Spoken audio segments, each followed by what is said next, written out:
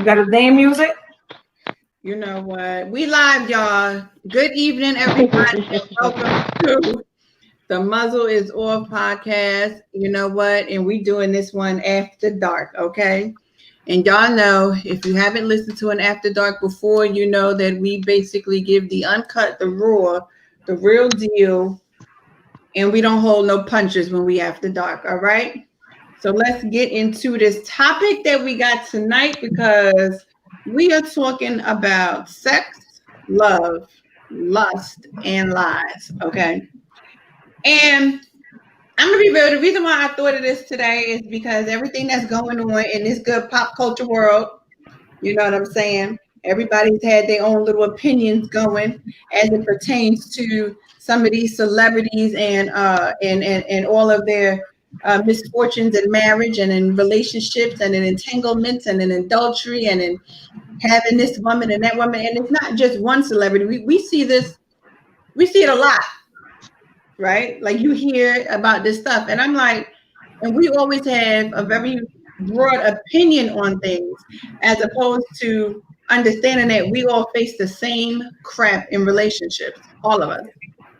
Whether you a celebrity, whether you whatever, we all face this crap. And nobody wants to get real and talk about why we face the stuff that we face. This is what we're going to talk about today. Sex, love, lust, and lies. And how all of that can be intertwined all together in one. So let's go. Who want to start this off? Because I got an opinion, but I'm gonna wait a little second on my good opinion. I got opinions on this stuff. Who wants to kick us off? Anybody could jump in too. Go ahead. Y'all got the good floor. Nobody. Let me say this. You can't be shy after dark. Okay. This ain't the time to be. So since nobody want to say nothing, I'm gonna start this whole thing off. Right. Let's talk about sex. Okay. One of the most taboo topics to talk about is sex. We don't want to openly talk about sex. We don't want to talk about pleasure because then, you know, you get the folks that want to sit up here and talk about, oh, well, if you ain't married, you shouldn't be doing this and you shouldn't. And I'm going to tell you right now, we're not talking about the shoulda, coulda, wouldas, none of that. Because the bottom line is that people are having sex, point blank, period. So we're going to deal with the reality. There are those that are choosing to abstain. There are those that are choosing to hold on to their virginity. So this part is not for you if that's your choice. Period, point blank, the end. But I'm talking about the real deal, people that are having sex. Let's go. If you are having sex with someone, do any of you feel that you need to be in a committed, monogamous relationship to have sex? I mean, you should. Go on, bro. I believe you should. Like, you know, it's 2020. What you need to catch what you need to catch, what you need to see. You know, you don't know what anybody has. First off, if you talk about having sex, you might as well practice safe sex. So have your papers, get yourself tested. Ain't nothing to be embarrassed about. Get yourself tested because I'd rather be tested and have that little anxiety before I go in there and come out negative than be around here passing around a whole bunch of positives. Come on, don't pass around the positives, okay? Nobody want them positives. Hey, some people out here passing around positives. I'm just saying, you know, ain't no shade or nothing like that. It's the truth. If you're out here and that's something you want to engage in, come on now. You know you positive. You're not even unsure that you ain't positive. You know for a fact that you positive. And you just out here sexing it up. Come on now, you messing things up for other folks. I say the same. I say if you are going to have sex with someone, at least you have to be safe. You can't be reckless and have multiple partners and stuff like that. But the key is to definitely be safe when you're having sex with people. As far as being in a committed relationship with somebody to have sex, I'm not even gonna say I feel that way because I have participated in sex with people that I haven't been in a relationship with. But my thing is I'm safe as I can possibly be when I'm having sex. I know nothing is 100%, you know, whatever, but at least I try to have a good relationship with the person. We're on a path to do, you know, to possibly be committed. But I have had sex with somebody that I wasn't committed with. Anybody else? Because I'm gonna say what I'm like this. I'm like this. Oh,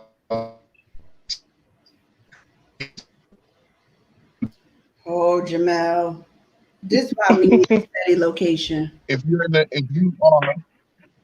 are in a situation where you come upon somebody that y'all have a connection, hey, that connection doesn't have to be a committed situation. It could be just a spark, just a sexual attraction, and you go for it. You know what I'm saying? Not saying that you should do that all the time. You know what I'm saying? Right. But it's just a whole thing of, don't allow yourself to have a balance where you're not bound by anything, including religion, including other people's opinions, including other people's thoughts. Sometimes, I've been that guy. What happened and it happened. Wasn't planned, wasn't about. It was just the connection was so intense at the moment that I went with the flow, So it's like, of course, definitely being safe, because these days, you don't know what you're dealing with. People, some women are walking around with that battery acid. Some dudes are walking around with that dirty D. So, it's really all about it's really all about you definitely being safe and responsible, So, as long as you're being responsible with this gift, with this wonderful power, because sex is a superpower. If you do it right, if you do it good, So, you got to be responsible. Definitely have to be mature. Yeah. Because a lot of people think that just because you're sleeping together, you're in a relationship. And so you definitely have to make sure those boundaries are set. Yeah, definitely. So that's what I was going to say. Relationship. Does sex equal relationship? Not always. Mm-hmm. Not always.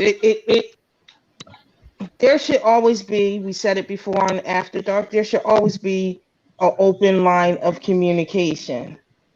And if you're not talking, then you shouldn't be having sex.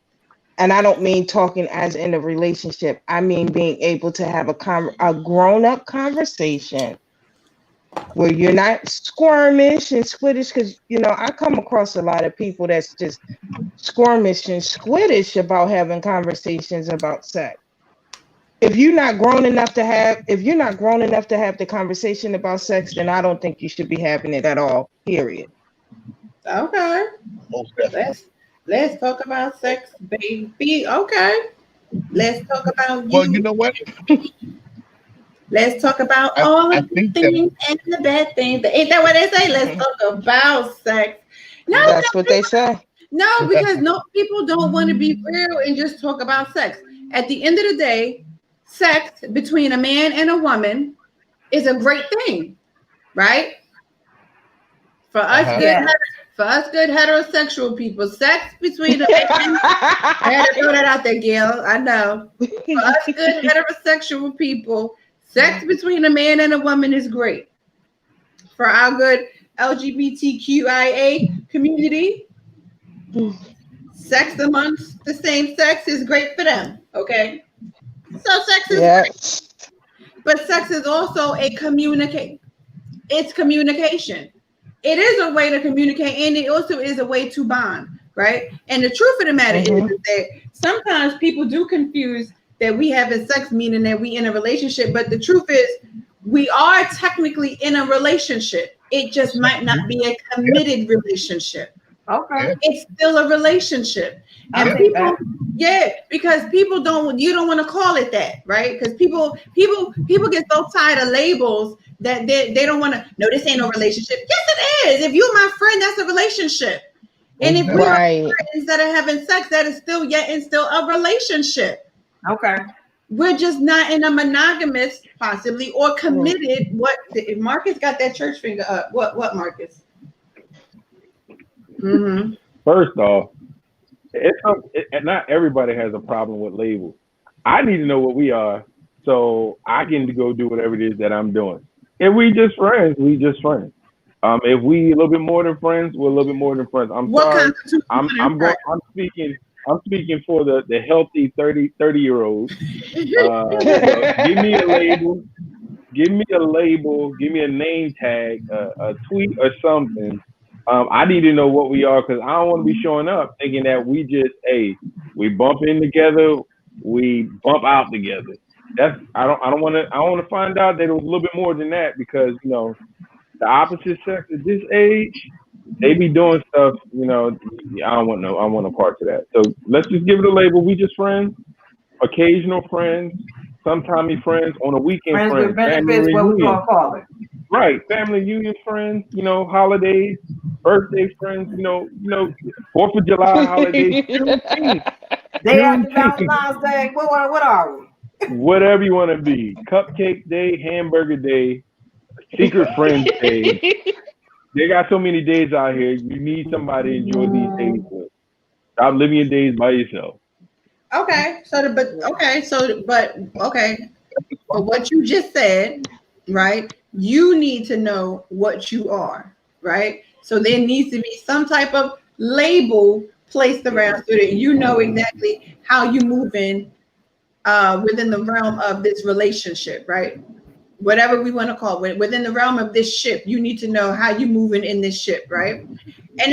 But that's just real because that all starts from the beginning with the good word called communication. Folk got to open up their mouths and say this is what it is. So if a person, male or female, comes to you and they say, you know what, I dig you, all that stuff, or whatever the case may be, I don't want no committed relationship. This is what it is. That's what it is. There's no more to it. That's just what it is.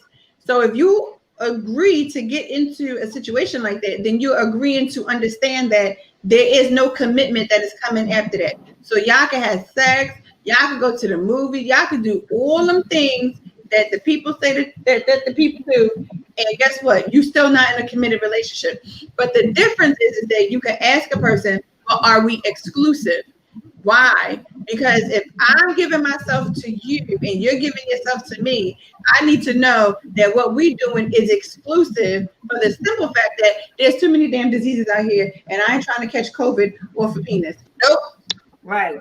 Mm-hmm. And that's the question that a lot of people don't like to deal with. The infamous "what are we" question. A lot of people can't handle. A lot of people don't really want to do that. No, I'm gonna ask the "what are we" question. What are we? We in a non-committed exclusive relationship? Are we in a non-commit? Are we in a non-committed? Everything goes with all-inclusive relationship. Because if we all-inclusive, there's only certain things that you're gonna get. You're gonna get a good high and a buy. Amen. I mean, that's extremely important. Important. If you're gonna do that, they have all these commercials where they always have these disclaimers that say, ask your doctor, is your heart healthy enough for sex? When you're in these type of relationships, you need to ask your heart, is your heart healthy enough for these non-committal relationships? Because if it's not, then those are not for you. It's going to kill you. It's going to take you somewhere. It's going to fluctuate your emotions. I mean, at the age where our emotions can be fluctuated, we can get all chemically unbalanced, and we got to go talk to Gail, get ourselves regulated.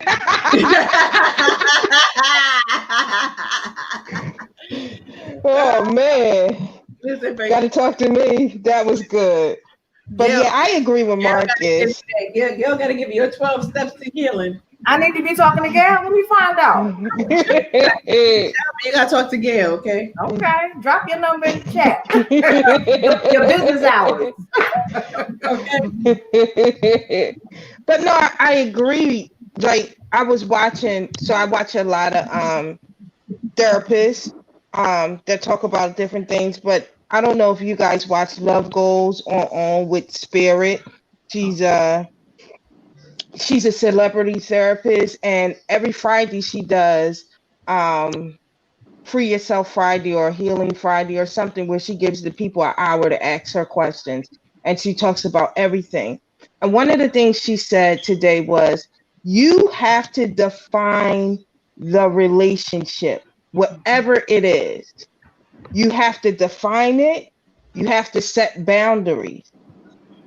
And everybody is looking for boundaries. You need to know what you can do and what you cannot do. Where's this going? That all those things are of importance. And then you have to look at you as a separate entity, the other person that you are in this type of ship with as a separate entity, and then you need to define the relationship as you guys is together and be on the same page. Because what happens is if we're not on the same page, then there we go with those expectations of you supposed to be doing this, the other person is supposed to be doing this, but no one has spoken it.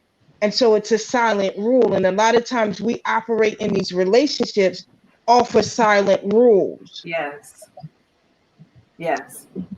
I agree with that. Totally. Hold up, I'm getting another guest to come on here. Hold up. Y'all know this episode, so we just do things a little. So would you say that if you have to ask somebody what you are, you already know the answer? Most times. You know what I mean? Would you agree with that? Yes, most times. I'm going to say from a guy perspective, yes. Especially for me, I need to know because I need to weigh the pros and the cons. And I also need to know the perks and the works. Because if it ain't if the perks ain't there, this ain't gonna work. I'm telling you. It's a science to these non-committal relationships, and a lot of people haven't perfected that science. Thank God I don't have to be in that science. That was the old me, but I can tell you how I did it and how I was successful at it. You have to understand the perks, and you have to be committed to the boundaries. If it doesn't add to your non-committal relationship, then you don't have to do it. Look, I'm not talking to you all night about something that don't got nothing to do with me. It's just not gonna happen. Now, right? You promise dinner every Tuesday. I will be there on time. That's how non-committals work. It's like, look, whatever we agree to, that's what I do. We didn't agree to it. I don't really do it.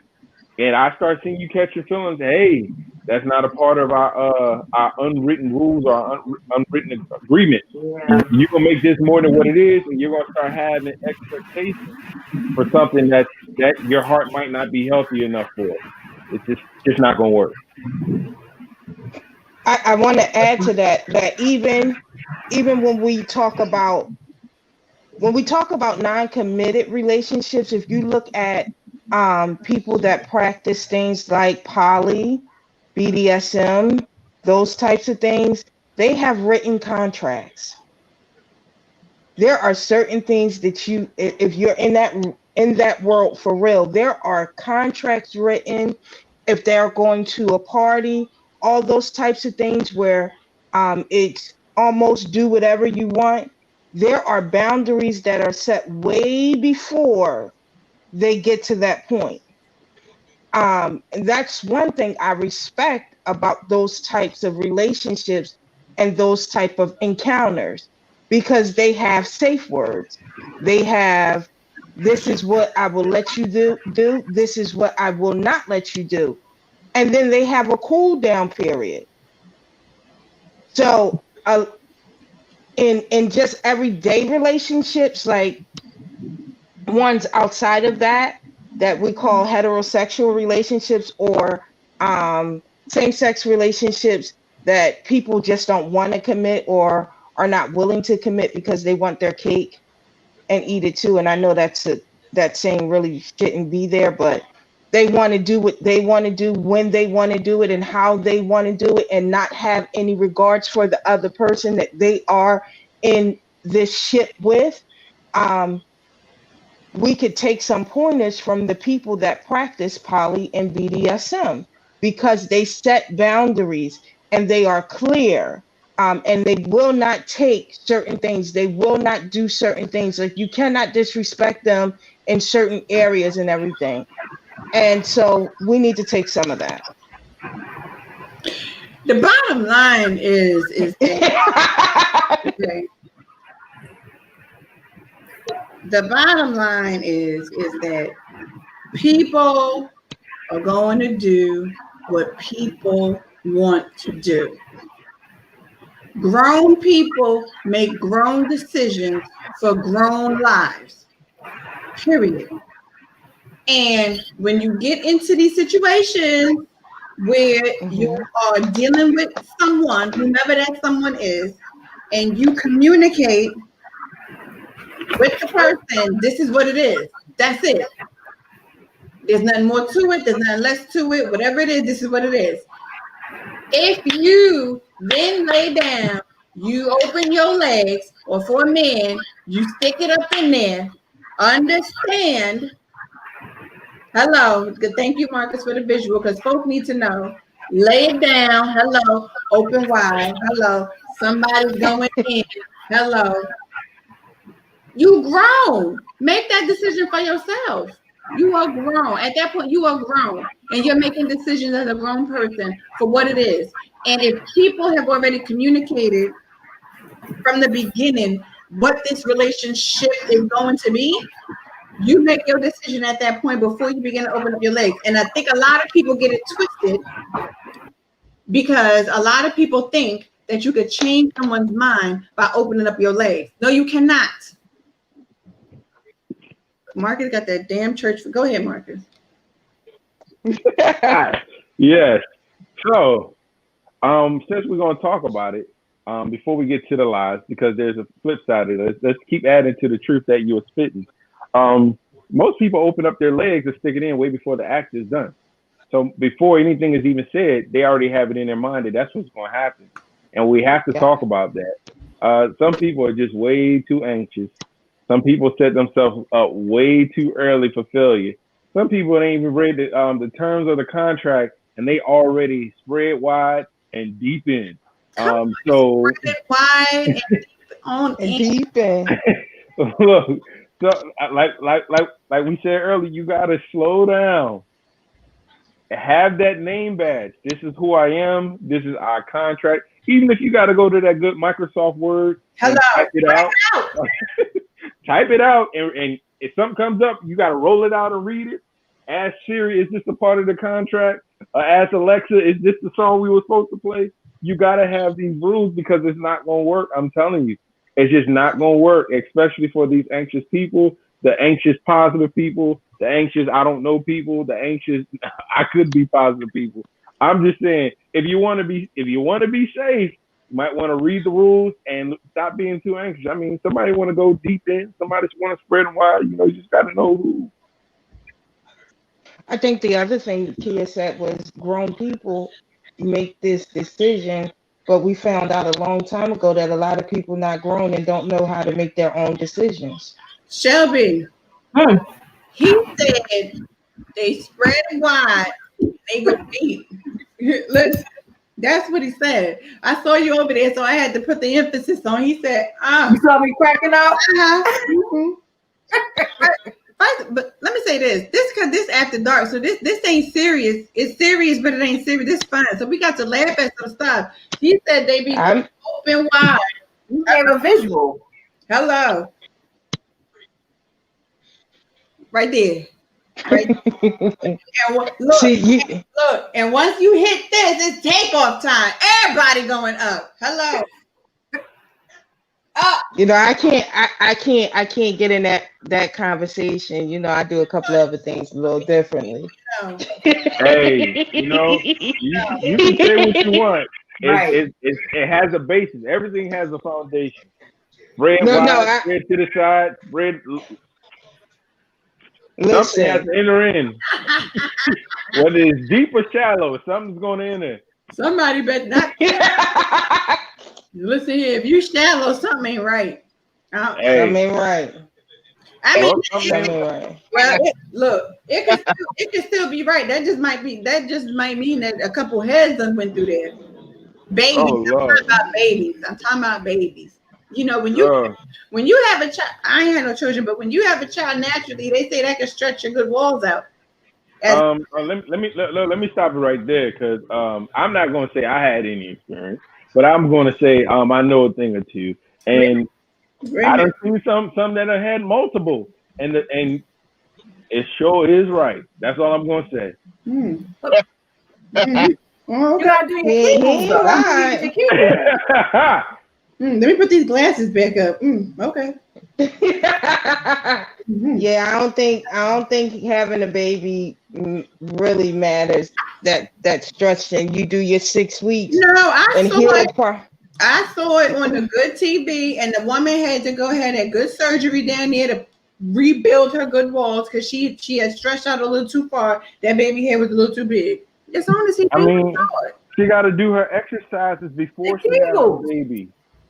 You gotta do exercises before she have the baby, exercises after. All right, y'all know what listen here. Y'all know what them exercises are. It's a squeeze and let go. Yeah, let go. It's things. It's good. It's healthy for you. Just like males, you know, you can take natural stuff that's good for the blood flow. You know, it helps Marcus, get a tip out. What natural stuff they can take for the? Some of y'all need some sea moss in your life. They say that. I mean, sea moss, beetroot juice. What's that? Beetroot juice. Oh man, that's great for blood flow. It's great. It's gonna bring down your blood pressure. You know, I need to make sure the men hear this. Man, I don't have that list of stuff. I mean, you got maca.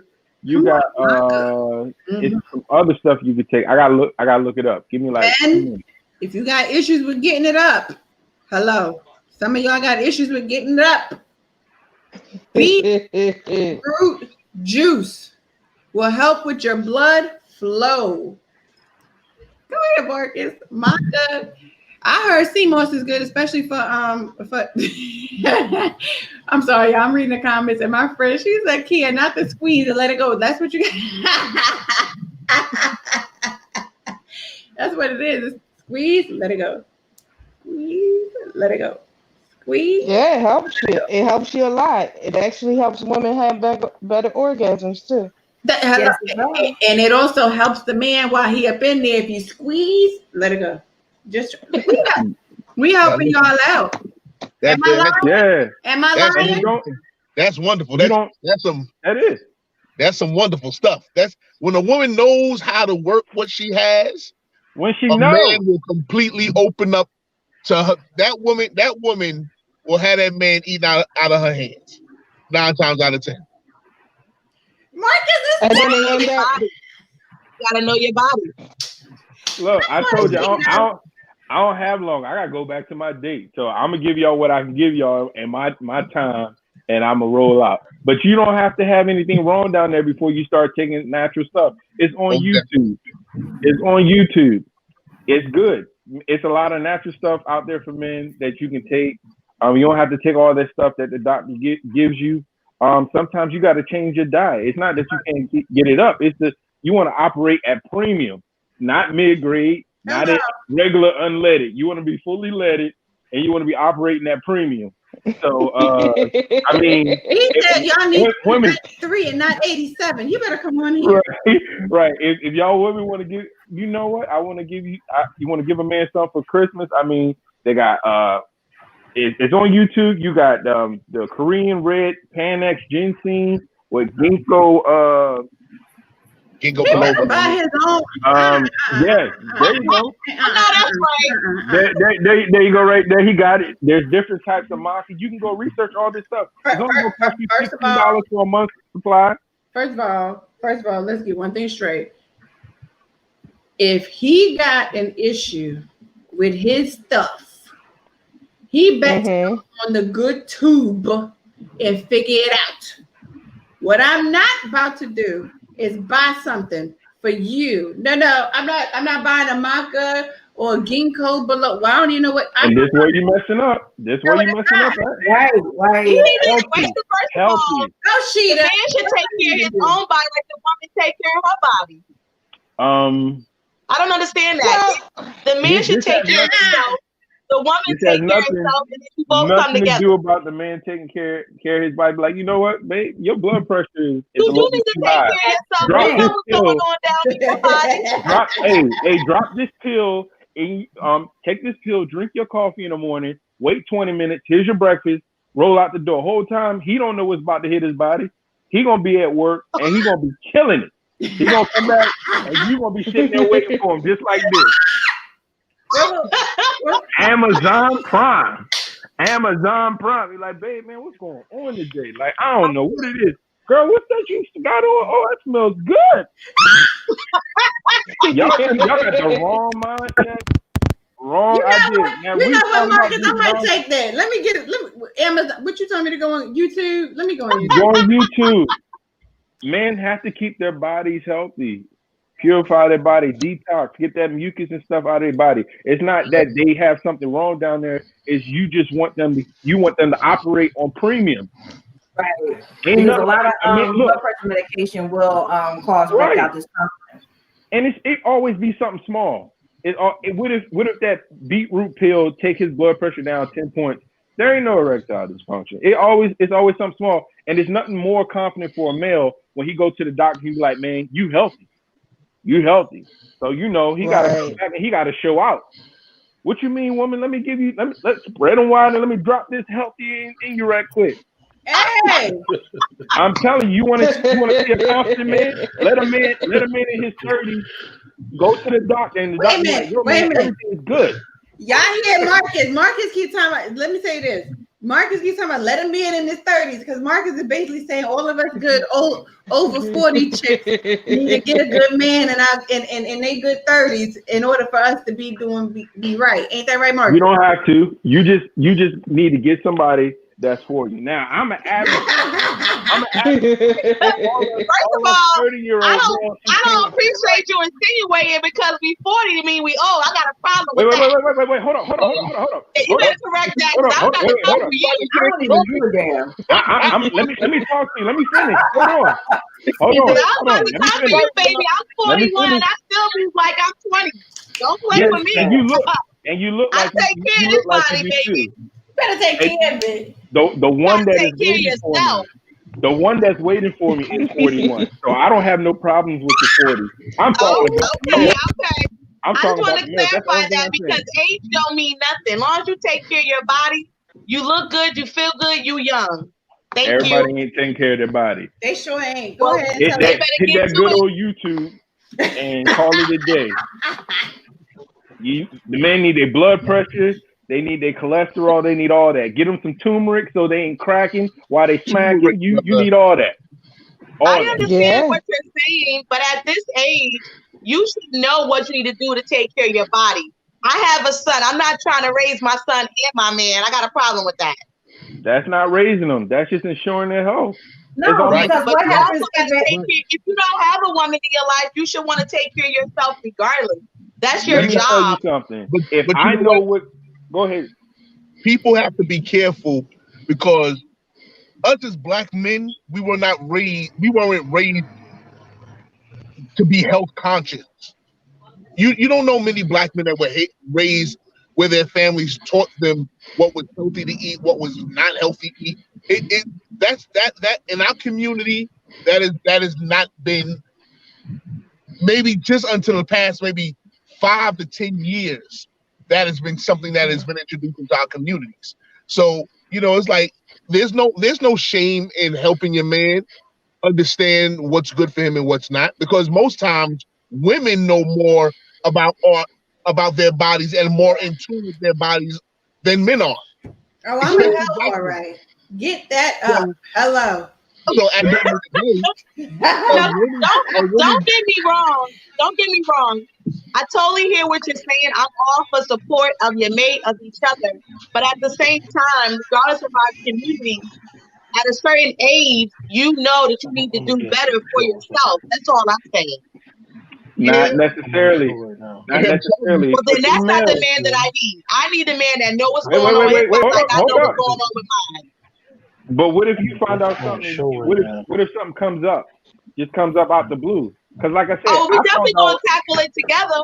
We're definitely going to tackle it together. And that's when you help your man, when you tackle it together, right?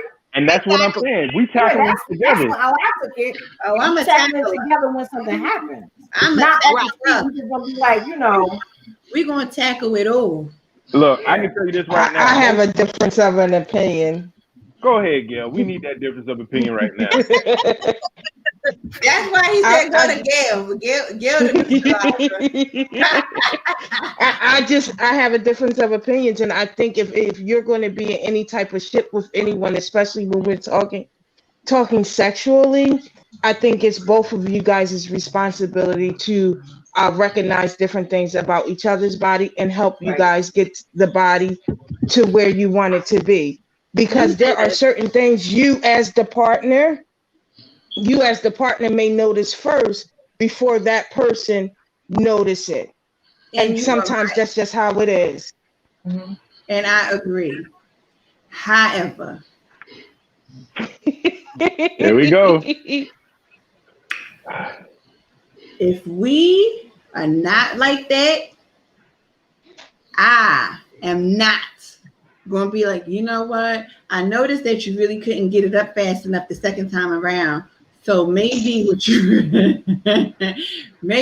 need to do, because that just might be the first time and the last time, and that's how that's gonna go. So therefore, I'm just gonna leave that alone. But if shut up, Marcus, if we are in a continual ship, then I might be more adept to help you so that we can continue on. Because if I need first round, second round, third round, fourth round, fifth round, and there's 5 rounds. Okay. There's 5 rounds where you might want to hit Amazon Prime and make sure they're there on time. Make sure those deals are there on time. Stop setting yourself up for failure. Ensure your happiness. It's nothing like being secured in your happiness. I don't care. I'm with Marcus. Secure your happiness. I think that's a commercial, Marcus. I'm gonna be happy every single time. 5 rounds. You better find them rounds. Hello, 5. I'm with Marcus. All natural. You're right. All natural. These black men, we can't handle all that chemical stuff. We need all natural. Mm-hmm. All natural. You know what? Ain't nothing wrong with you. We trying to operate premium. You want that unleaded? That's cool. But if you want that rock the boat consistency, rock it. High seas, high waves, you better hit that Amazon Prime and be here in 2 days. Listen here, and they will drop it off in that Prime locker if you live in a building like mine and people steal your packages. Hello, look, we got to insure stuff around these parts. Don't worry, if they steal that package, just listen one night. You gonna know who took it.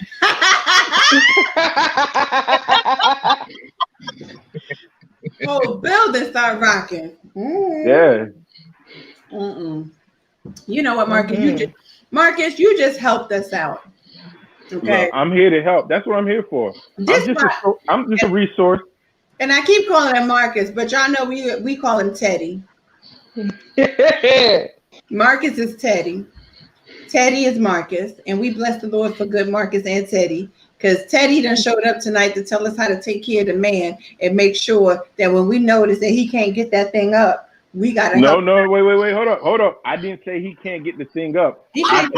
I want him to perform. Because the first thing you do is if you come at a man's ego and that affects a man's ego, you don't want that. Especially not in that non-committal relationship. You got to make sure you're respectful. You got to make sure you talk to each other appropriately, because you don't got time for that. That's not in the contract. Look, there's perks and then there's works. I got to make sure the perks and the works are working. Hey, in the contract, I need you to take 2 of these in the morning, 30 minutes before you eat anything. Ego, respectfully, what the brother is saying, ego is everything. That's what's wrong with y'all. Ego is everything. No, you got to stroke his ego. You have to. That's mandatory. It's a part of it. It is a part of it. Make him feel good. Now, if it ain't 100, it ain't 100. But if it's 100, you should stroke his ego as much as possible. I'm an ego stroker too. With that, it goes both ways, because first of all, if you're used to somebody performing and all of a sudden he's not performing, as a woman, you're gonna be like, yo, what's up? You're not feeling me? What's going on? You know, that way too. So it's a 2-way street. So you have to have that communication to figure out, okay, is it something that I'm doing that is not turning you on, or did something change? And then you say, who is it? Like infertility. You don't know who can't have a child until you go get tested to see which one it is. You can't just say, "Oh, you can't have kids to a woman." It might be you who your stuff ain't flowing right.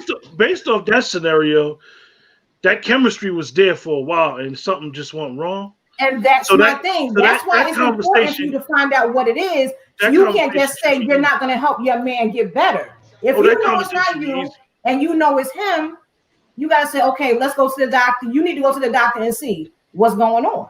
It happened to me. I went through this before.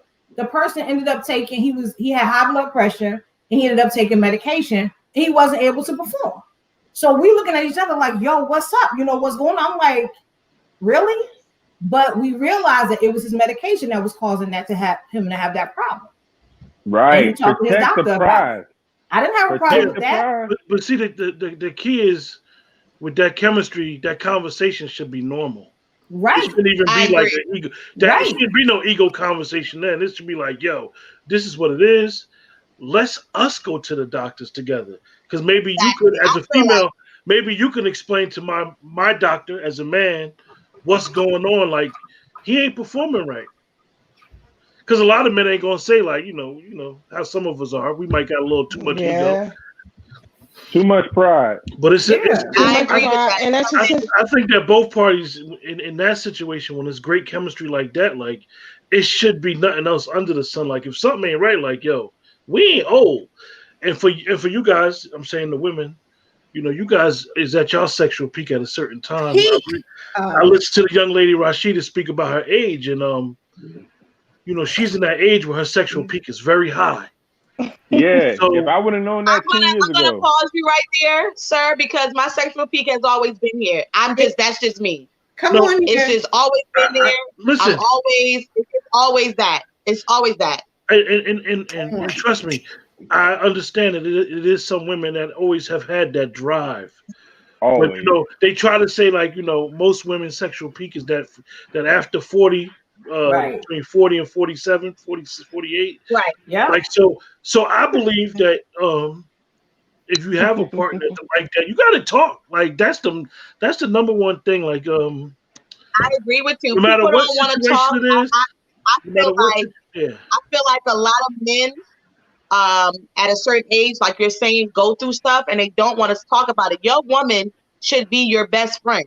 And it should not be like a complaint, like what's going on? Let's find out what the issue is so we can tackle it together. It shouldn't be shame. It shouldn't be, oh, I don't want to say that because I'm a man, I'm a pride, or a woman don't want to say something because she's going through it. You got to talk to your mate. It's all about communication. And that's regardless of what you're going through, whether it's sex, household stuff. You've always got to keep communication going so no one gets lost in the mix. Exactly. I agree. And that's the key. The key is also with communication is that it's not just not regulated to a person that is your man, because like I said, we also are talking about non-committed relationships, right? Because there are people that will be in a non-committed relationship with a person. You're just not committed. That is not my man. I am not your woman. But we have an understanding amongst each other that this is what we're doing. So we not committed. This is what it is. And we agree to the fact that we are in a non-committed, we have committed to the fact that we are non-committed. How about that? Yeah, right. But see, that's the crazy thing. And what you're saying is that I had a conversation with my cousin a couple months ago, and he said there's no such thing as a non-committed relationship. Okay, what? And the reason why he said it, because even if y'all have a sexual relationship, I'm like, what? Even if y'all have a sexual relationship, y'all have that commitment of understanding. Do you really? Oh, wait a minute. I mean, I'm not in that situation, but he was. Me neither. In his, let me just explain, Rashida. The way he was saying was, in his opinion, if you and an individual just have a sexual relationship, it is a relationship. It's a commitment that this is just y'all doing what y'all doing. Yeah, it may not be committed towards building something together, but it's a committed sexual relationship. That's it.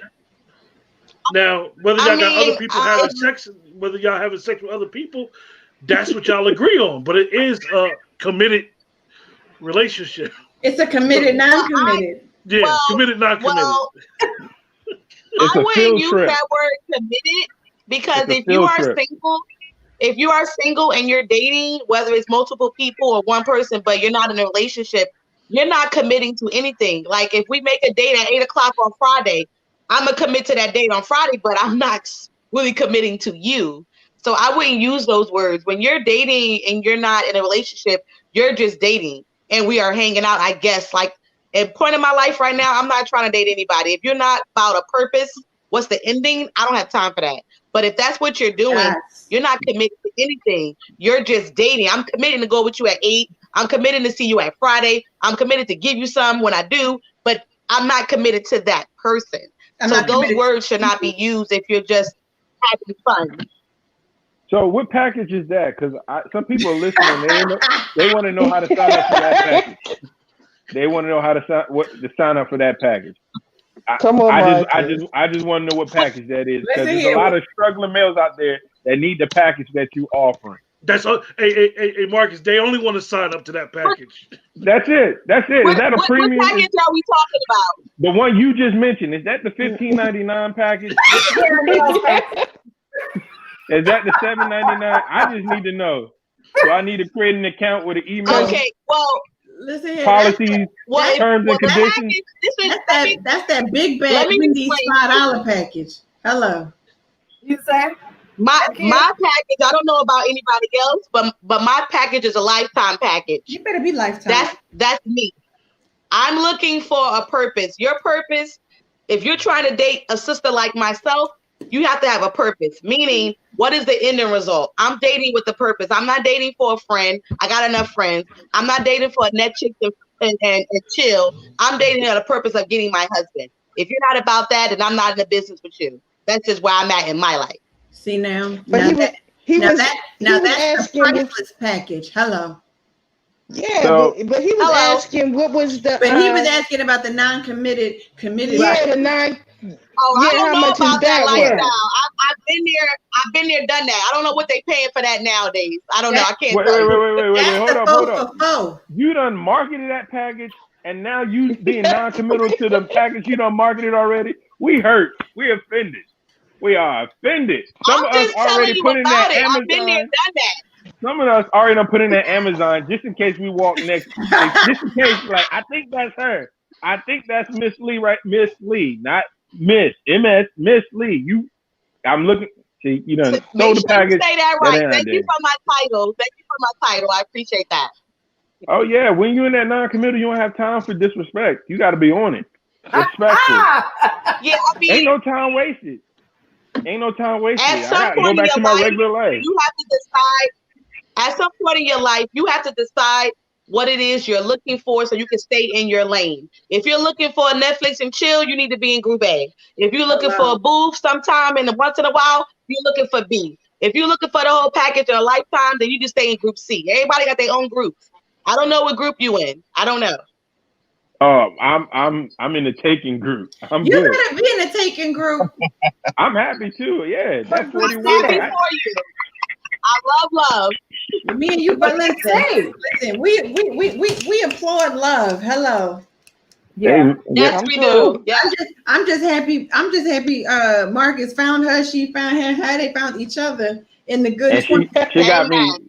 She got the Amazon packages coming. The green smoothie coming. Something else coming. Collagen. It's stuff I don't even know about. I ain't worried about it. Look. Wait a minute, Marcus. She about to have you all the way together. You guys to be that way. But it's in the same way where there's an area that I lack as far as making sure my health is tip-top shape. I support her in areas where she's weak as well. So it evens out. We both benefit from it at the end of the day. And even if it doesn't work out, I've learned something new about myself and I can take care of myself better and be better for the next person. Very good. Hey, Marcus, but this is going to work out. Right.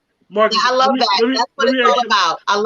Let me ask you a question. Come on here, Teddy. It sounds like you got a very good open relationship with your lady. When you talk to other males that you're friends with, are y'all able to have these type of conversations? I mean, we can. Most of my friends are married, so I'm fortunate. So I would say that I'm fortunate. And when I say married, most of my friends, they're married. Some of them are in the double digits. So I'm fortunate. I have single friends who ain't never been married, and I have friends who's been married for a long period of time. And I've been married before, so I'm a divorcee. We a little bit different. And so my lady, she's a divorcee too. People don't talk about that. How to date somebody who's been divorced, because we think we know it all. We think we know it all. You know, we got all this anxiety, all this other stuff. We got our own, we're a special package. We like a Happy Meal with 3 toys. Hello. 3. Yeah, 3 toys. We just all confused, but we're great. We're great people. We're great people. But I'm gonna say for me, I'm spoiled. I have friends, like I said, I'm spoiled. I have friends who are married, and they're in healthy marriages, and they've been married for a long period of time. And I have friends that are single, and then I'm that dude in the middle, the best of both worlds, the one that got divorced. It works. So anytime I need advice, I just go to who I need advice from, either the singles or the married. Either way, they're either gonna give me the good advice or the bad advice. You gotta know what to take from it. I asked you that because when I came in, you was talking about the health, and then the brother Jamel had mentioned about the health as well, and you know, I guess that we're probably all about the same age, and I think that when we get to this age, we are concerned. We do have those conversations about health and so forth and so on. I guess when we were younger, you know, we was gun ho, you know, real spry, you know, right? You know, so it was a lot easier, so to say, as men. And so now you realize, like, you know, I used to tell people, as far as like hanging out, I could still hang out like when I was 25, but that recovery time ain't the same. It ain't the same, right? So like even like, yo, I could go out all night, but the next day is gonna be rough getting up and, you know, moving around. So I say that to say that even sexually, when you start getting a little older, you start to, you know, try to understand your body a little bit better, understand your health. So that's when I had jumped in the conversation, and you know, Rashida was jumping on you. Oh, I won't worry about that, because if I was single, I wouldn't mind it. I'm gonna tell all you guys in your 30s. Hey, all the guys that's in your 30s, if it ain't working for you with girls in your age range, you might want to creep up around 39, 40, 41, 42. And I promise you're going to have yourself a very, very good time. If anything else, you're going to get yourself a really nice meal. Amen. You sleep up there, I see you. Yeah, listen, Marcus talked to me for a good 30 minutes to tell me, the key, I'm telling you, you need to get you need to come down. You need to come down. No, I'm gonna change the conversation, because you said you might get you a good meal, right? You might or you might not get a good meal, because what was the thing with Cardi? They were saying she wasn't cooking and cleaning. What was that all about? Y'all want to go there or no? You gotta understand. For the celebrity. No. That was something that we were talking about. You know, well, the truth of the matter is that because there are some women that do not cook and they do not clean. They don't cook and they don't clean. Like that's normal, right? And I think that for a man, if that's who you choose, then either he's gonna be the cooker and the cleaner, and she gonna do whatever the heck else she do. I don't know what else they do outside of that. Not saying that we don't do a lot. I know, ladies, we do a lot. However, I am a cooker and I'm a cleaner. I actually like it. It calms my good nerves. I got anxiety issues, so that helps me to focus. Yeah, I got a problem with that. My opinion, I have a problem with women that don't cook and clean. I don't understand that. I'm a cooker, I'm a cleaner, I'm a baker. I love all those things. But when I hear women that say, "Oh, I'm not cooking for him," or "I'm not clean," I'm like, well, who is managing the household? I mean, I don't know about that. Like, well, and the truth of the matter is, there are some women that naturally they're not cookers, right? Not everybody knows how to cook, because some things, you know, they say some things are taught, some things are caught, some things I got to buy. Okay, that got to be bought, right? Because everybody does not necessarily cook. Now, as far as clean, everybody's level of clean is not the same, right? Because I am OCD. I could literally wipe off my good glass, tabletop and then go stand in the kitchen and see one little spot that don't look right, and I'm gonna come back and fix that because I'm OCD, right? But other people, they might not have that OCD level in them. So whatever they just wiped, that's what I wiped. And if they left a streak in that wipe, they happy with that. So everybody has their own good levels of what they do, right? And that's within, but that's actually defined in everybody's relationship. Everybody got their own little definitions of what they do. I don't knock nobody for what they do. But what I am saying is that she said, I don't cook and I don't clean, but I tell you what, I got that ring, okay? Hey, Lord. So damn did something. There's something else there that made him propose that helped her to get that good ring on that finger, because everything isn't about cooking and cleaning, because for them, it's different. I could hire somebody in to come in and do that. You know what I'm saying? I would love for somebody to come in and do that. Yeah, but that marriage obviously didn't last. You got the ring on it, and now it's about to come right back off. But that's due to character flaws. Like at the end of the day, everybody's not mature enough to get out of a marriage, right? Like, okay, I've been divorced and annulled. Hello. Marcus just said he'd been divorced. Hello. Yeah, it's not as bad as you think it is. Jamel, you've been Quentin, Sheeta. I'm a widow. Hello. Oh, she a widow. So we've all experienced the various things that can happen in a relationship that'll cause a good old downturn. Yeah, and just to that. Go on. And just to that, I know for me, if I'm in a relationship, a committed one, I'm not cooking and cleaning. I believe I'm the king of the castle. Yeah. No, you got to get my perspective. That right? I've established. I'm waiting. And would you put yourself in a position with somebody that doesn't cook and clean? I have. I actually have. But what I'm saying is, I don't cook and clean. I believe that I'm the king of the castle, and so I provide, and so I want you to cook and clean. I like that. I was waiting for you to say that. Say it again. That's boss. That's kind of boss. Say it again. You off for a loop there, but it's kind of boss. Say it again. Yeah, I don't believe that I should have to come home after I done made the money and cook and clean. Well, I don't believe that. If you were pursuing somebody or whatever, you met somebody or whatever, right?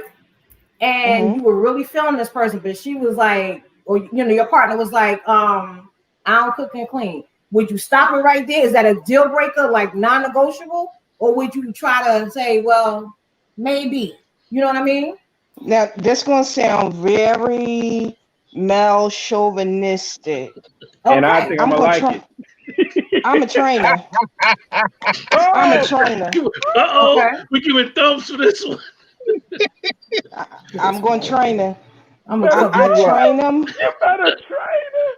Let me be quiet. To be honest, you train everybody that you come into a ship with. Sheeta, you on mute, girl. Unmute yourself. She said she good. Hold up. Oh, I said I'm not dating. Lord, you went back on mute. She went back on mute. What happened, Sheeta? No, I'm not dating anyone.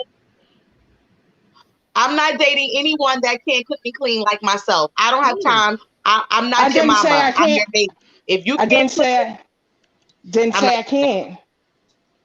That wasn't my words. That wasn't my terminology. That's a good point right there. Cook and clean.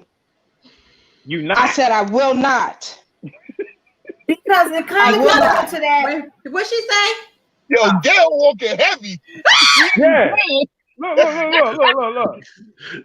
That's a key point right there. That's a key point. She didn't say that she couldn't. She said she's not, which means she can still bring that. She can bring that aspect to the table, but that's not the aspect she's looking to bring to the table. So she's setting clear cut and defined boundaries. I can't do nothing but appreciate that. But my thing is this. Why not just say, you know what, you might not be the one for me because this is not what I want? Because to me, later on, it could bring up, well, you knew what it was when you met me. You knew I didn't cook and clean when you met me. If one day I'm just like, I don't feel like cooking today. You know what I mean? So we can't get them with our they partners got that and try to option. change them into what we want them to be, right? No, they got the option to walk away, but if you want to walk, see, Marcus said it earlier, there are perks and benefits.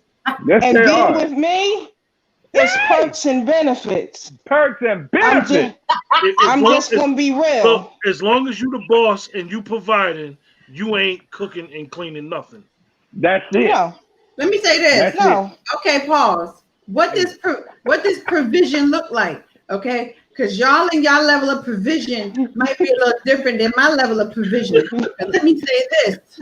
Okay. Well, everybody ain't gonna wear them shoes. Okay. All this providing, and if I got to put any money towards a provider. Now, Kia, you talking to me, and me and you are good girlfriends. That ain't. And you know my. No, that ain't my point. Everybody. Yeah, I know you. I'm looking at these other three right here. that's over here co-signing your BS. No.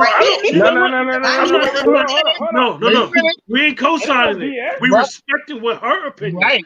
We ain't co-signing it. We respecting her stance. Don't try to put us in there. Gail said it. Y'all good girlfriends. Y'all good girlfriends. And she spit some knowledge. And we down here. We only we can do is respect it. Okay, then let me say this.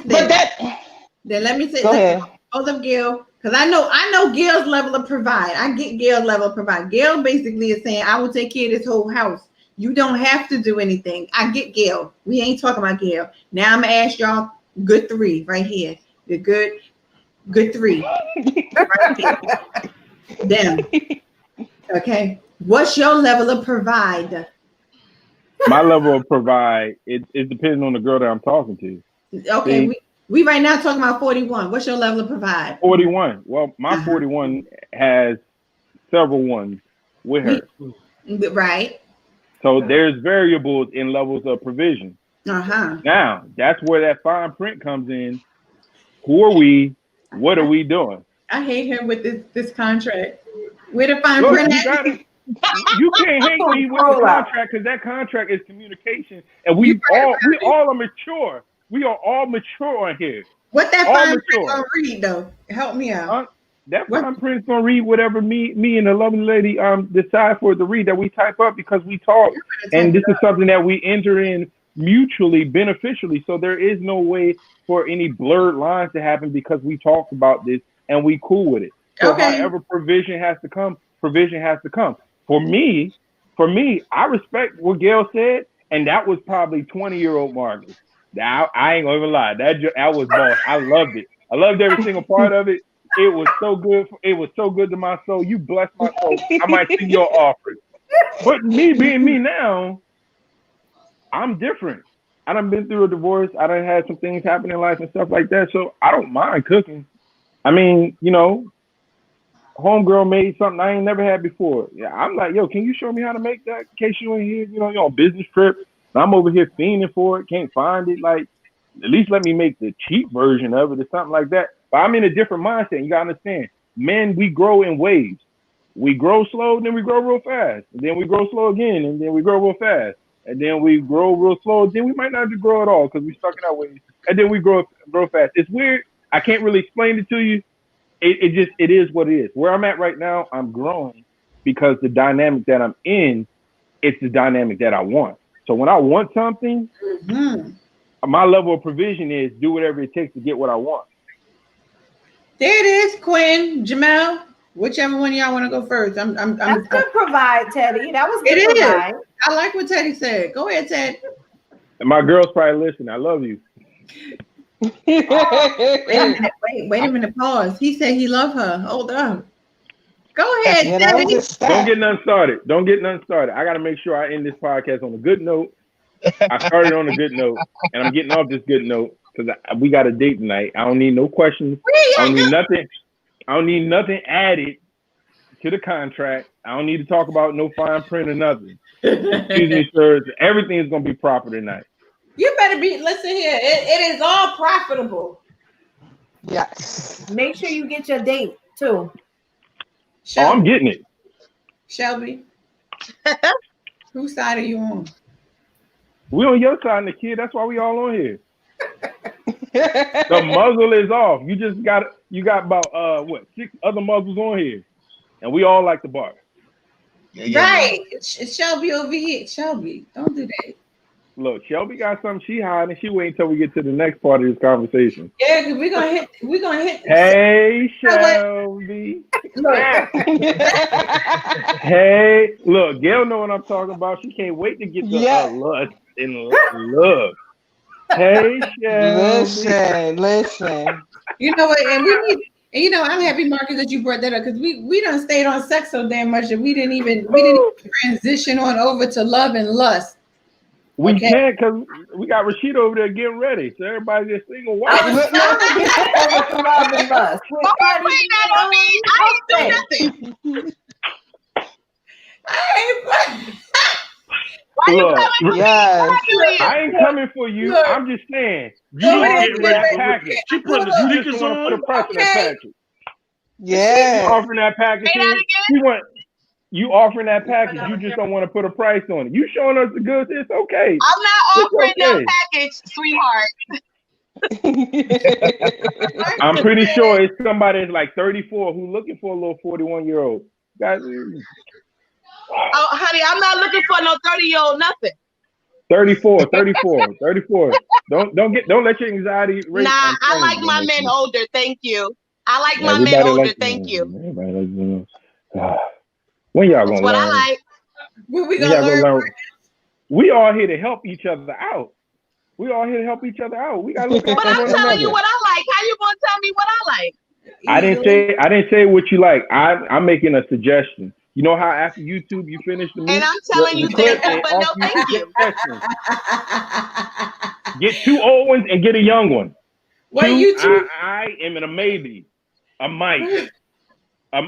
You know what? You get 4 to 5 Again, on Thursday. I know what I like. Marcus is saying that what you like ain't getting you what you want, so therefore you might. No, I ain't saying that. I'm not saying that. I know what that. I am promoting. That's what I'm saying. I ain't saying that. I'm promoting love. So if your package might be 3 years younger, 4 years or 5 years younger, I'm gonna promote it. I'm not saying that's what you're into. I'm just saying, hey, you're a beautiful young lady, and if you want to be in a relationship, I hope that somebody around my age is mature themselves and is ready and open for you and treat you like the queen that you are. That's all I'm saying. I ain't trying to tell you that that's what you like. I'm just I want you to have.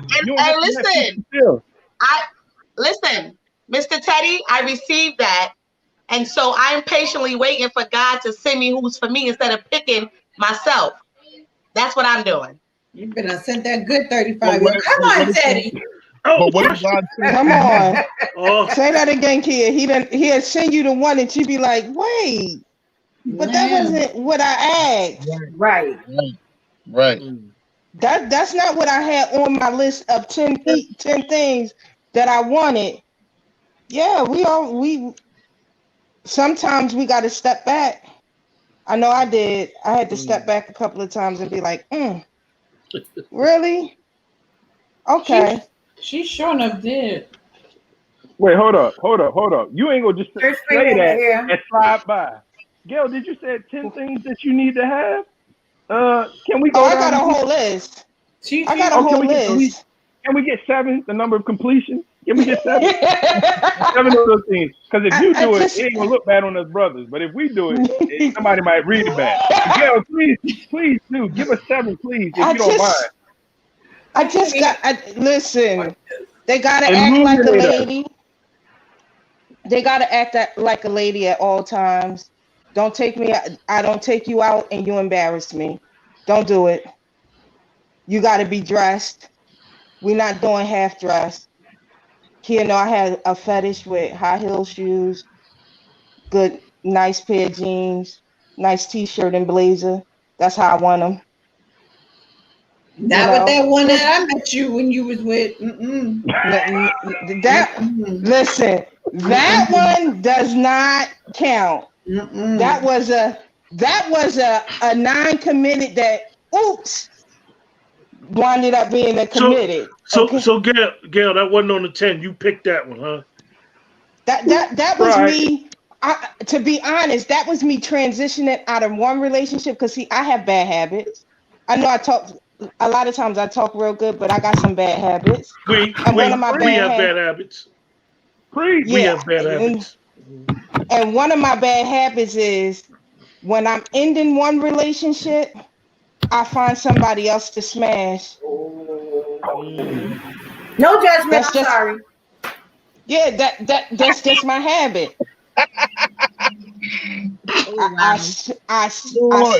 to touch on this subject, but I'm about to drive. I gotta get my daughter. I hope to see you guys soon. Bye. You will. Bye, girl. Bye. So this show heavy tonight. So what category does that fall under? Sex, love, lust, lies? What does that fall under? That falls under closure. Yeah, that's exactly what that falls. And Gail, don't worry, I can relate. And so that was my bad habit, and I was transitioning from a relationship that the person was bad for me, and I just was like, I want to hurry up and get out of this, and somebody else hit me up, and I shouldn't have did it because for me, Marcus, younger didn't work. Younger didn't work for me. They was entirely too young and immature. Immature. If it was younger and you're a provider, oh my goodness, you was taking care of everything, and they was just abusing you. They was abusing everything too. But see, this is the thing. Whether they're older or younger, I take care of everything. And that's the thing. You could be old and immature, so it's the maturity level. I'm not saying Gail's part, but when you young and you immature and you got the wrong person, you tend to hurt a lot of people in your path. Not you, Gail. I'm speaking for the younger person. Yeah, I know. I totally did it. So I just connected with the wrong person, period. And they were just totally wrong for me. So I did a lot for them. Was that lust? The people want to know. Was that lust? The people just want to know. I called it lust. That's the category under lust. I can't even call it lust. I might want to call it just like I had that itch and I needed to scratch that itch often. That was sex. You had to spread them. You had to spread them and dive deep. Yeah. You needed to scratch the itch and scratch it very often, and so that was a convenient way for me to scratch the itch often. That sounds like a little lusty. No, because listen, lust, I have to have some level of desire for you. Yeah. I didn't have desire for the person. I had desire for the act. It's a sexual desire. That's lust. Without the person, the act can't happen. Yeah, listen here, y'all. Let the peoples know it's lust. It's lust. Lust. It's all right. That's fine. Listen. I'm so free with it. It don't matter to me. So I'm free. So I was in. It's about 2 years in that, and I tried to change that into what I wanted to be. There was not. Nasty. And it just didn't work out that way. It was not. Yeah. You was itching for 2 years? Huh? I wasn't itching for 2 years. It was convenient for 2 years. So when did you stop? So itching? I fell in the. 2 years. We had a big falling out. And I'm one of them people. I don't believe putting my hands on a woman. I don't believe in any of that. And they made me angry to the point where I wanted to put my hands on them.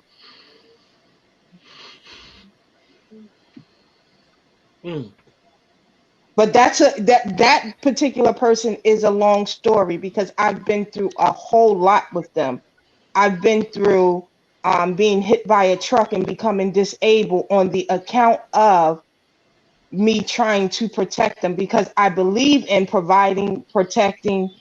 I believe in those things of whoever I'm with, whether it is just a fling or somebody I'm in love with, because just like I want them to respect me, I respect them, and I'm going to treat you in a certain way, in a certain manner. However, that person wasn't worthy of the level of treatment. And even though they wasn't worthy of that level of treatment, I still continue to treat them that way. Yeah, that was a whole mixed bag of nuts that was going on with it. So that's just what that was, but it definitely was those shelled nuts or de-shelled nuts? Listen here, people want to know. The nuts, they was de-shelled, shelled, stuff was being cracked. It was just a hot mess. Yeah, it was a hot mess, and it was a mix. It was a whole good mixed bag. That it was a type of nuts that make your stomach hurt. Like, ew. We don't even want these nuts mixed together type foolery. So it was a whole lot of lust and lies going on there. That whole situation would cover up lust and lies all together in one. All together in one conversation. Because I know that girl lied to me a few times, and I was agitated with that whole stuff. Anyway, she irked my whole good soul with all them lies. Had me praying for no reason. I was like, oh my God. It was a lot it was a lot of foolery that was going on. So anyway, needless to say, that was a whole bunch of lust and lies, because you know what? 9 times out of 10, wherever there is lust, there's going to be lies. Lies. And a whole lot of lies. But what if it ain't? Why wouldn't it be? It's been a couple I done lusted over. It wasn't no lies. I came in. The contract said it. Hey, what did it say? For one reason and one reason only. For that strong sexual desire? It could, some people can cook real good. So, this one girl could really make pasta. What happened after the pasta, that was, I ain't had no control over that. I'm just saying, you lust different things. It's not always sex. Well, this is true. That's the strong, intense sexual desire or appetite. So that one soothes your appetite. It didn't say the type of appetite. It just say appetite. So but that was lust for appetite. Can't you lust for very intellectual conversation? Hell yeah, I love a good intellectual conversation with anybody. If I can't talk to you, I ain't feeling you at all. Right. Yeah, but I don't think you can lust for it. I don't know. It's a strong desire. I don't know. You know what? You probably can't, because it's not uncontrolled. Love. I know I have. I'll say this. I know I got a need for it. What kind of need? Intellectual conversation? Does that need go there? No, it don't. Not for, well, I mean, I think for some people it can lead to an itch, but I don't. For me, the attraction to intellectual stimulation goes far deeper than like an itch. It's not like an itch, like, oh my God, I just know. Like some people, you just like to talk to them. Other people, you connect on a deeper level. So it's a connection type thing. There's a connection deep within the whole conversation, which will then make the actual sexual act even greater, because you are just like all cosmic with it. It's like you form on a type. Y'all heard of Kama Sutra, right? Mm-hmm. Yeah. Mm-hmm. All right. So there's different levels to that, right? So a lot of times, and there's a level to that which literally just deals with the mind, to where you are so deeply connected with that person that once y'all actually have sexual relations, it's so damn cosmic. It goes far. It's like explosive. You're like, yo, that sexual. Y'all just floating. Finding intelligence sexually attractive or arousing. Sapiosexual. Sapiosexual. I can't keep up with all them. You gotta be careful those conversations. That's the best conversation. I mean, those conversations do get hard. I think that is one of the best ways to be attracted to a person. Like I am not attracted to people based on their looks. Clearly, because anybody look at that ex.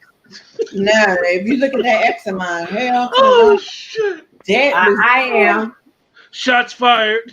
That had nothing to do with looks at all. But we had great conversation, although it half of it was lies, and I just said, but that's not the point. The point was we had great conversation. It led to a point. It led to the point. Hello. And then let me ask you if the point dried up. If we're gonna go to the lies issue, right? The lies issue. The lies with the intellectual sex. The mind play. The mind play. Say if you're in a scenario where you and this person, y'all have this great intellectual conversation, but y'all not supposed to be physically doing nothing. Somebody's in a ship somewhere. It's sailing somewhere, or it might be docked somewhere. But what happens then? Now the lies come in, but this intellectual conversation, like you said, is so intense that it's like a yearning. Like, yo, I got to talk to this person. This person is the only one that gets me. Yep. That's a trap. Now it's problems. That's it's big problems. Big problems. Been there, done that one too. Look, it's an entanglement. It's entrapment. It's all of them ends. Okay. Yep. I'm gonna ask you guys. For me, at a certain age, that was a major issue. I couldn't, for lack of better words, I couldn't have a lot of female friends 15 years ago. It just was a no for me. Now, it's like I have a lot more female friends, and I'm glad I ain't crossing that line. It's like a deeper appreciation for the friendship. I mean, so I know that everybody's at a different stage in their life, and how old they are or young they are. But like for me, like, yo, I'll be actually saying to myself, like, yo, that's my peoples, and we ain't go there. And people that know me from the past be like, yo, nah, we ain't. So I'm able to have that intellectual conversation, but I'm also able to cut it off at a certain point. Because you could see yourself going a certain way, and then you'd be like, oh, let me stop, because we going a little too far. So I believe that that's called self-control. That's what that's called. Gail, I ain't have much of that about 15 years ago. Not at all. I decide when I want to turn mine on and turn it off. Marcus, and I didn't want to. Right. Didn't want to. You heard me. I decide when I want to turn it on and turn it off, because sometimes I just be like, all right, I'm going to just press the issue because I can. Because I know I can. Well, amen. Go ahead then, Gail. You fall under. Yeah.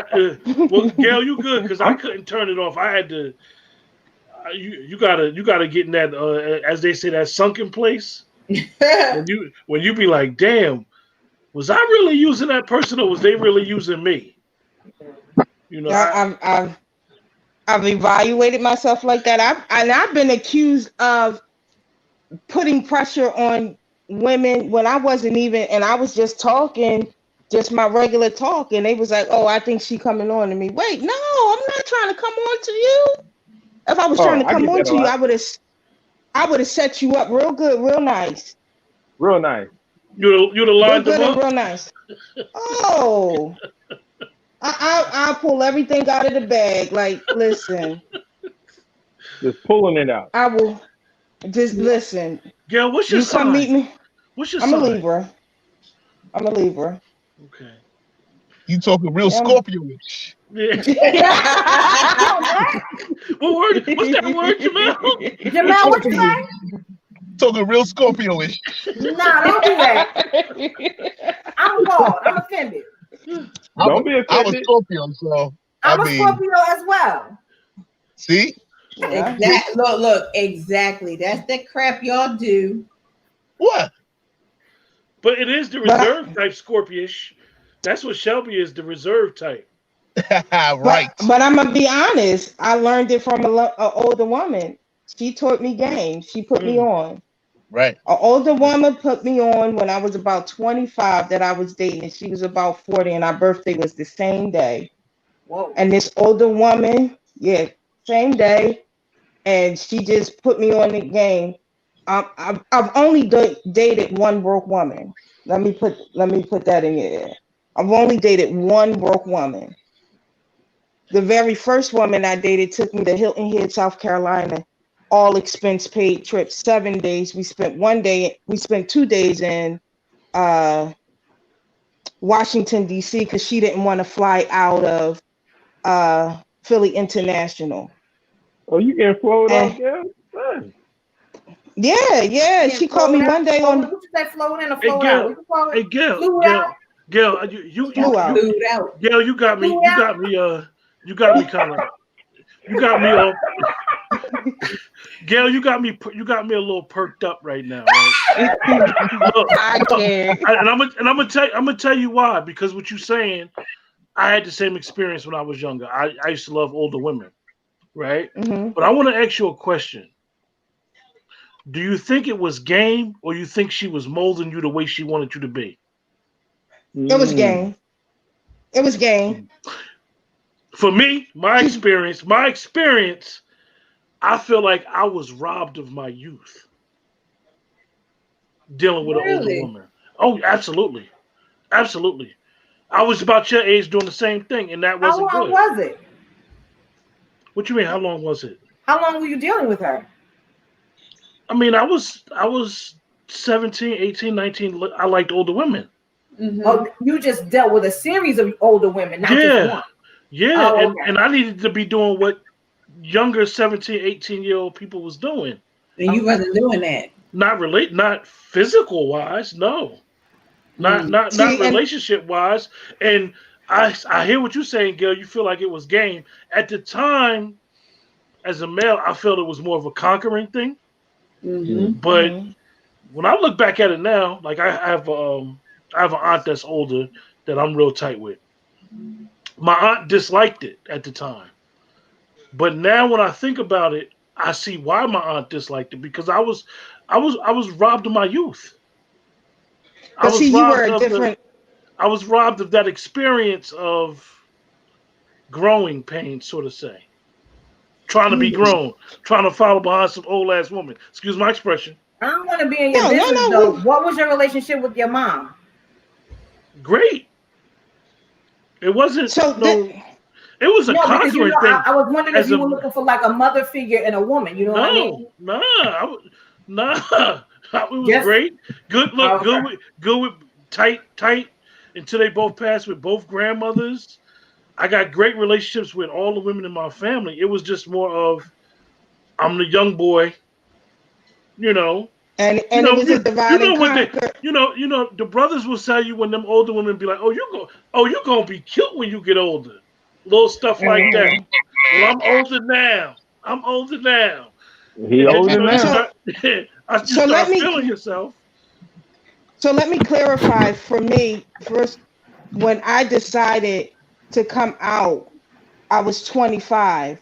I had a daughter already. I had my daughter when I was 14. Okay. So that's why I knew it was game. I knew she wasn't robbing me of anything or anything like that. I was living on my own by then. And I was making my own decisions. I was already living. Okay. So it wasn't that she was taking anything from me. But she was teaching me some things, because when you come from dating men and you transition, now let me say this, I always knew that I liked women. I just really fully I fully acted out on it when I turned 25. Okay. But when you make that transition from dating men to now dating women, there is a whole new world, and there is new things that you have to learn. You can't approach it the same way that you would approach it dating a man.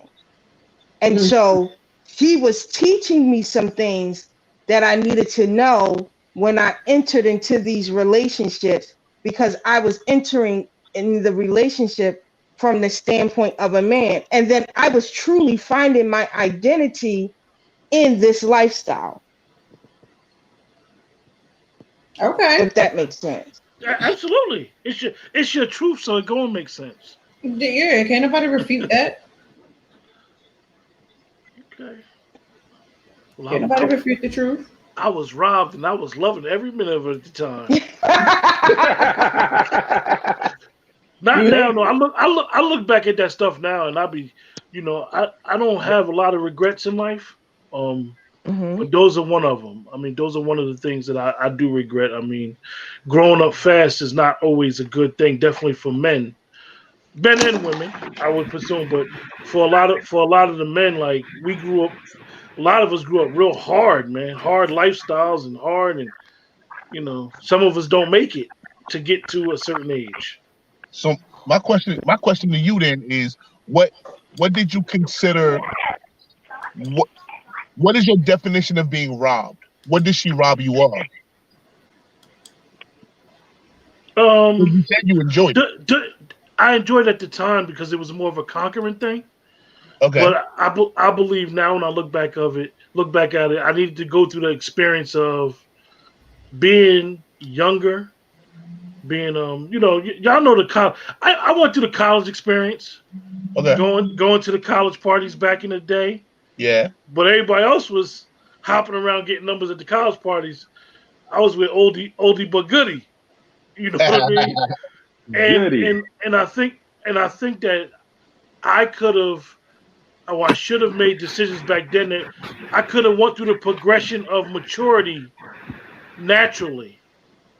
I think I put myself in a position where I was trying to be grown, trying to be mature, instead of like, learning how to pay a bill instead of paying bills. You know what I mean? Like I believe I robbed myself of my youth, and I made decisions. I can't really blame her. Like I said, I made decisions. That's it. That's where I was trying to go. Yeah. I definitely. I listen, bro. I signed up for it willingly back then. Yeah, listen. I'm not a big older woman dater. I haven't dated a lot of older women, but when I was 22, she was 38, and boy, oh boy, she showed me something. And I'm like, I didn't feel like for me, the reason why I was asking you is just so people out there can understand, like, we are always in control of our decisions, and it's very important that when we're dealing with sexual relationships or any type of relationship, that we understand that our power lies with us. I have the power to say yes. I have the power to say no. I don't care how good the pussum is. I don't care how great the conversation is. If I don't want it to go down, it ain't going down. But period. Right. But when you actually enter into something, and like for you and for myself, dating an older woman was a great situation. It was great. It was awesome. She used to bake me these pineapple upside down cakes. Oh yeah. You tell. My only situation in that situation was her daughter was digging me too. And her daughter was making moves on me. Oh yeah, we taking this conversation to a whole nother level. Bro, entanglement. Go ahead and talk about it. Entrapment. So you understand? So I for me, man, I had to make my exit, because if I didn't, me being as immature as I was at the time, I would have smashed the mother and the daughter. And then I probably would have had to fight her son, who was at the time, he was like 17, but he was like 6 feet 8 inches. I was like, yo. So he had a whole 12 inches over you, huh? I'm gonna ask you a question. I'm gonna ask you a question, Jamel, right? Yeah. How old are you? Oh man. See, I never give my age. I never tell my age. All right, I'm 46, right? Okay. And I say that to say that from that experience to now,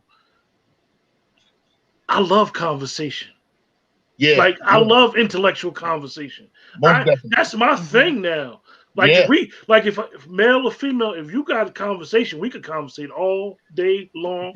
Yeah. I'm a reader, but see, I wasn't into conversation back then. I'm quite sure when you was in that experience, I know she used to bake all the cakes. The loving was good. She probably wanted a lot. Did she want a lot of conversation back then? Yes. Were you able to give a conversation? Yeah, because now that's one thing I can't say. I've always been an intellectual. Okay. I've always been into conversation. I've always I was learning Greek at 5 and 6, Greek and Latin and all that stuff. So that's always been I am the ultimate sapiosexual. So that's how we connected. That's how we connected, because she was like, you don't talk your age. Like, what's going on? Like, where did you come from? And I'm like, gotcha. You know what I'm saying? That's it. Gotcha. You know, and what was crazy was, see, where I met her, this is the thing. I met her, and she was a dancer. So I knew it was gonna get good. Go ahead. Let's talk about it. And while she was doing her thing, I was like, nah. Every time, and you were sitting back all reserved, not throwing no money, keeping your money in your pocket, sipping on a soda, playing intellectual. The lies you tell. Doing it well. Listen, I wasn't gonna be spending my money on something that I can see when the next man, all he gotta do is throw $1. I'm gonna see the same thing you see. He was in there doing homework. He was doing homework. Yo, let me tell you. All I did when I saw what I wanted, every time she took a break, I made sure to say something, and she would come right to me every time she wanted to take a break. And this went on for about 3 to 4 weeks straight. And she would just keep coming every time she had a break. We talk. Next thing you know, boom, get to the crib, I'm smashing. I'm like, oh, we in the business now. I'm great. You know what I'm saying? And then it ended up becoming more. It ended up becoming a little relationship. But her daughter, I had to get out of there. So from break time to smash time. Got it. Come on here. From break What'd you say, Teddy? What'd you say, Teddy? From break time to smash time. Listen, because you know what? Because at the end of the day, when you can engage a woman intellectually, it stimulates parts of her that most men can't do, because most men don't want to go that far. They just looking to smash. They just looking at they have no idea on how to stimulate a woman. And that's what always gets me over on all these cats walking around here. Because I'm like, yo, y'all don't know what to say to a woman. Y'all don't know how to have conversation. You don't even know how to have a non-sexual conversation with a woman and end up getting sex. And that's when the cheating comes into me. I'm gonna ask you a question, Jamel. Does it make you laugh when women tell you that dudes can't conversate?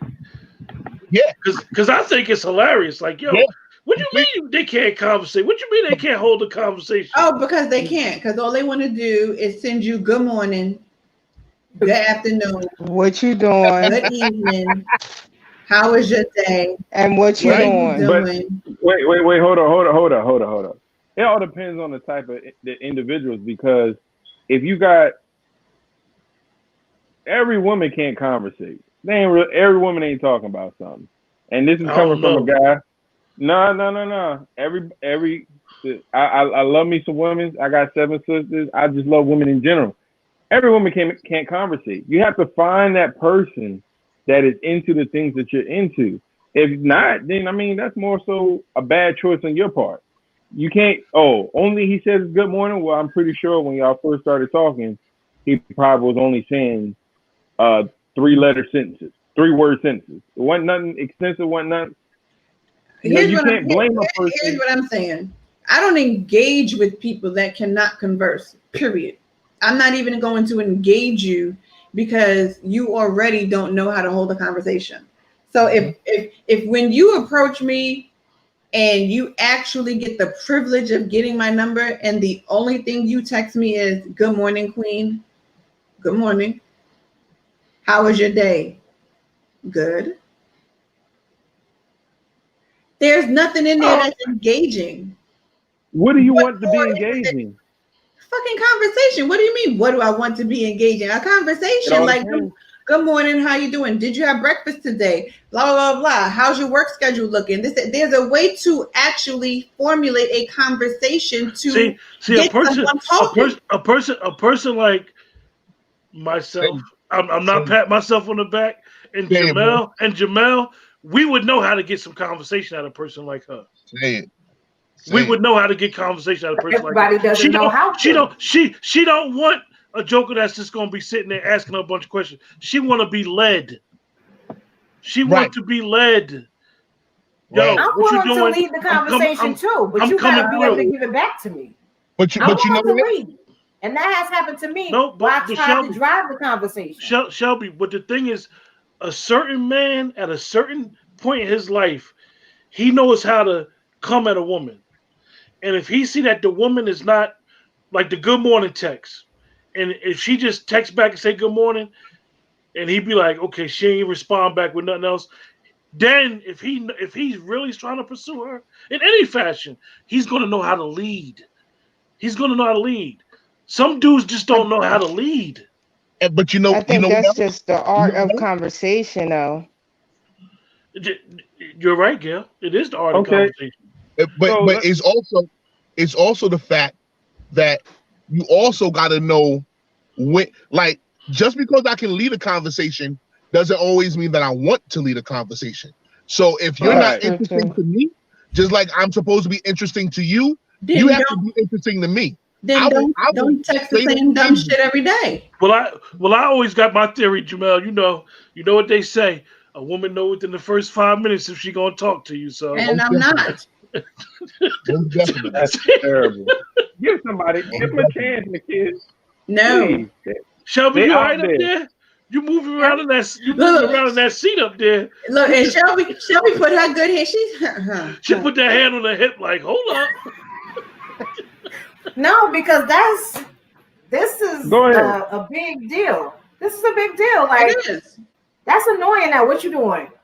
Good morning, beautiful. What you doing? What you doing now? How was your day? You gotta see the funniest I thing want to know what's your biggest fear. If I ask you what your biggest fear is, that's a good conversation starter. The funniest thing is that texting, the good morning text, the hey, all that, at our age group, our age bracket, I would say, you hear a lot of women say that. So for me, the type of man that I am is, yo, what's up? What you doing? I'm a reader. Yo, I'm going to the bookstore. I'm coming to town, going to the bookstore. What type of books you like to read? You read? I'm going to play mental chess with you. I'm going to try to figure out what's your interest. But what you're saying is you know how to engage a person in a conversation because conversation should be engaging. But if you're not engaging, like I'm a type of person, like if I realize like a person is not necessarily leading, there's always, for some people, right? Some people are just not leads in conversations and they don't know how to engage, which is perfectly fine. So therefore I'm not going to entertain that level of a conversation. There are other people where I might probe a little bit more and I might ask other questions, right? Like if I say, hey, good morning, what's going on? Oh, I'm all right. Oh, okay, well, what'd you do yesterday? Something like that. Like a way in order to engage a person so that they understand that you're actually interested in them and what's going on in their mind and in their life and what they are doing. You know, asking me nothing is going to get you absolutely nothing. How was your day? Good. My day was shit. I was at work getting fucking hammered all day. I don't want to talk about work at all. So next, let's talk about something. Oh, are you? And this one irks my whole good soul. I hope you ain't working hard today. Oh, boy. I'm in management. I work hard every day. Every day. Every day I work hard. What are you talking about? They pay me to do this job. They actually say that? Yes. You're not working hard today. And it's annoying. I mean, hold on. It all depends on the type of job you have because depending on what field you're in, that's a sign of that you care. I know for me, working in mental health, I could be walking into a terrible situation. I don't know. Kids in crisis, parents in crisis, you go in there and you hear some stuff you don't want to hear. You got to report to CPS. You got to report to somebody else. There's a whole bunch of paperwork. So somebody's like, hopefully you ain't working hard. That's like, I don't want to work hard. When she asked me how my day at work, I want to be like, boring. Boring is good. That means nothing happened. I did what I was supposed to do, and I'm out. I'm on my way back home. That's it. So for some people it might work, for some people it don't. I know for me. But you see how you just said that, right? But that would take a person understanding and having a level of engagement in your life in order for them to understand that there are some fields where you don't have a choice, but this is what you do. And also, depending upon your position in that field and in what you're doing, you don't have a choice but to work hard. Like there's no option in that.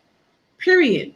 Or it could be your drive. I'm gonna ask you guys a question. Do you think that because of like I said, the age bracket that we're in, a lot of us don't party like we used to. We don't socialize, definitely with this COVID thing, that because of social media, a lot of us don't even have those social skills to hold a good conversation. I guess it would really depend on your age, right? Because I have considered that thought, but at the same time, we did not grow up in an age of social media. We got learned into social media, right? So your communication skills, you should have already had them. And I believe what's happening is that people are becoming so consumed with social media, and especially that this text culture,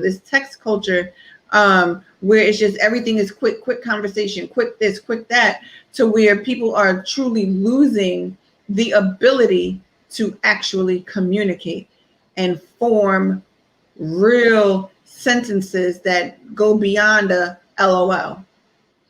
Because to me, texting me good morning every day is a LOL. I'm not engaged, I don't care, and I'm not going to respond. It's just that simple. And I will not respond. You will not text me good morning every single goddamn day and think I'm going to respond every single day. That is annoying. But what if there's other ways to say good morning? I know for me, and then if I can beat you up in the morning. When I mean beat you up, like I wake up before you and I know you drink coffee every day. Let me start your coffee. Let me start your tea. That right there is speaking my language. Start my coffee. Okay. Right. You know, that first sip is priceless. Right. Right. You know what I'm saying? So go to Dunkin' Donuts for me. Actually, right? I don't want to go to Dunkin' Donuts. I want to make the coffee for you. You can make it too. That speaks to her personality, though. Right. Because some people don't like you doing, as they say, all that. You ain't got to do all that. No, yes, you do. That small gesture that most people may think is small, Teddy, is big to her. That coffee in the morning is a big thing. But that's because her love language is acts of service. And folks got to know that's people. Important. Yeah, you got to know people's love language. You got to know how do they communicate in love. That is very important. You know, very important. I don't know. Maybe for you guys, I know I'm a great late night talker. I'm not a great early morning talker. I'm more so trying to process my day. And so if she is the lead with the conversation, I'll do more of the responding. But at nighttime, I'm the one who's leading with the conversation. And, you know, it's that dynamic. I know I haven't met somebody that's like that. It's like, oh, she talks in the morning. That's great for me. I talk in the evening. I can talk for the rest of the night. She doesn't gotta talk back to me. I'm just gonna keep talking because that's just me. I wake up the later the night gets, the more I wake up, the more I laugh at my own joke. That's just me. But in the morning time, I'm like trying to process everything, and you know, her first thing was like, "Hey, you getting up? You ready?" You know, some days my days start off real early. Like, cool. She makes sure I'm functioning. I'm thinking. You know, I'm just not getting up and moving and existing, but I'm actually awake. I'm taking time to take. So Marcus, let me tell you, I keep calling you Marcus because his name is Marcus. So let me ask you a question. Why me and you ain't getting on Jamel about eating that fried chicken right now? Because I'm probably gonna eat some fried chicken when I get up off here. It's time for me to get off. Lay back to the fried food, brother. I said I was only gonna be in here for an hour because I'm supposed to be spending time. Right. Because you over here my days. 2 hours. Well, she watching. Look, she texted like she was watching, so I took some more liberty. I ain't mad at him for the fried chicken. I am. Jamel know damn well he ain't supposed to be eating no fried chicken. He got a soda in there. He got a soda with him. All right, Jamel, where the water at then? Look at this. Yeah, you muted yourself, Jamel. We can't hear you. That's all right. I got control. What he over here talking about?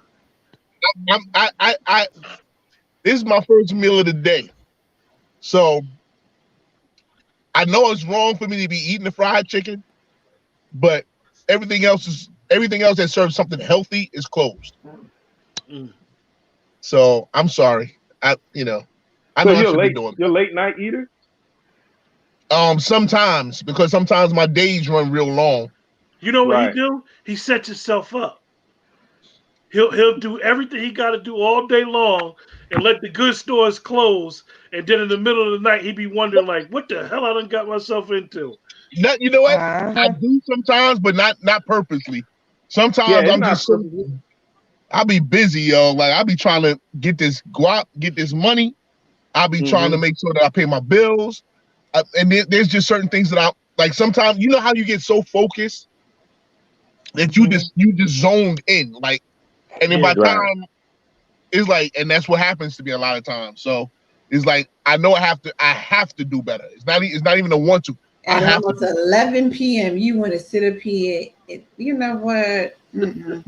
But I just said that in the morning, I can not sleep well, but because I'm so focused, I'll just get up and exist through my day. I didn't wake up, never woke up, never took any time to open up my mind, to think of anything. I just go straight into robot mode. It helps to have a person be like, hey, slow down. I was about to say that. Let's get your day started off right. Let's talk about something before you go to work, because you got to pre-cope before you go to work, because if you don't cope before you go to work, then your day is going to be hectic.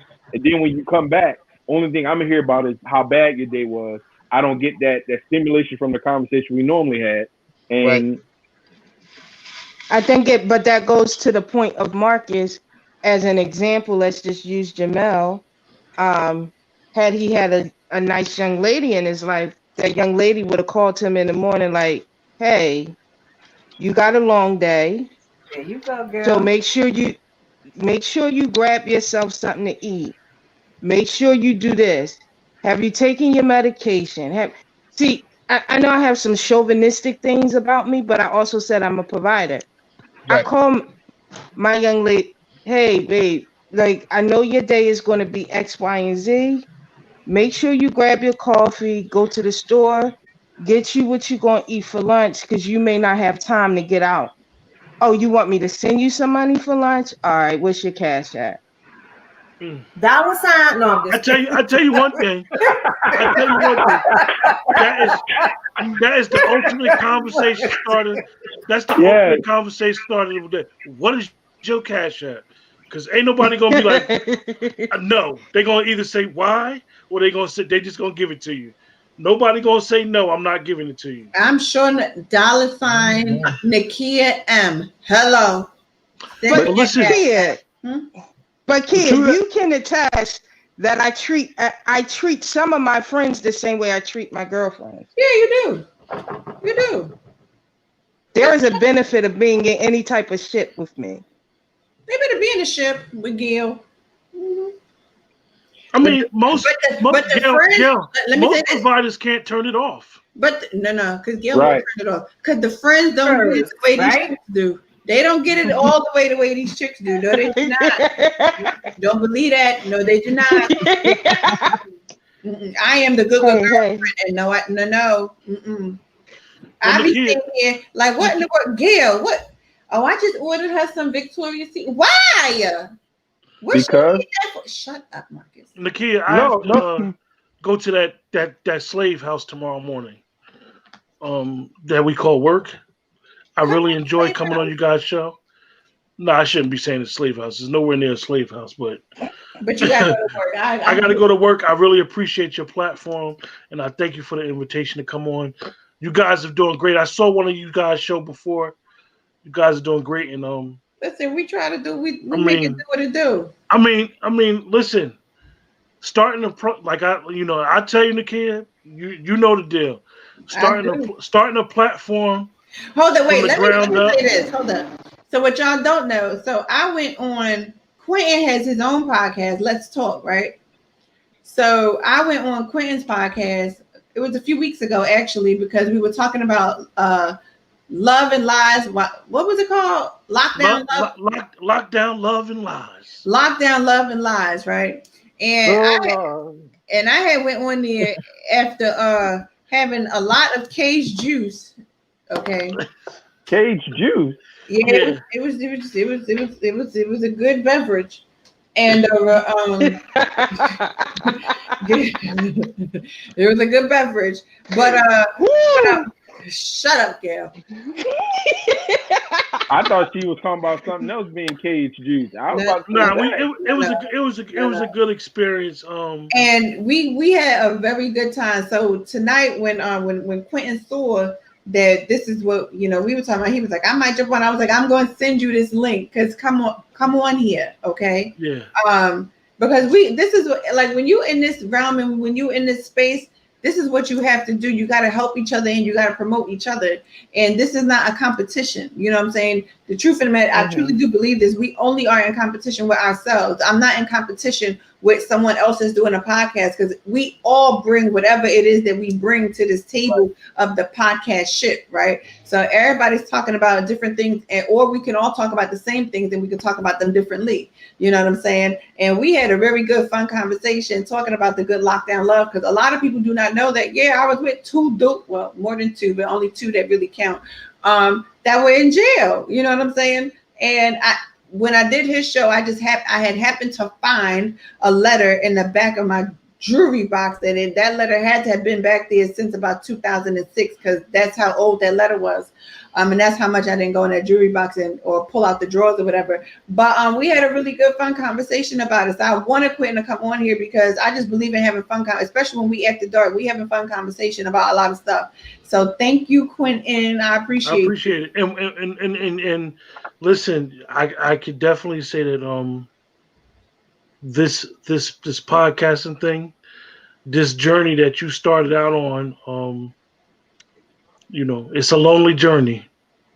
A lot of people don't know the money that you put, the resources that you put, the days just to get guests to come on your show, the days when you schedule a show and the hour before the show somebody cancel. Yep.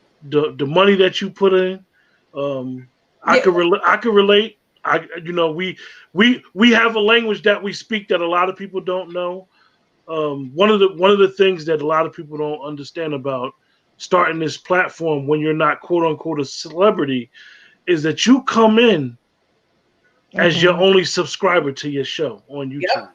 You don't come in with that fanfare or celebrityism, and you're trying to build literally organic. So I have no problem with sharing your show, sharing your information from your show, and spreading it, because these are the shows that's going to be around when the COVID's over, when podcasting quote unquote gets old for some people. Right. These are the shows that's going to be around. So, like I said, I love your content, and you guys keep doing what you're doing. And After Dark is a dangerous beast.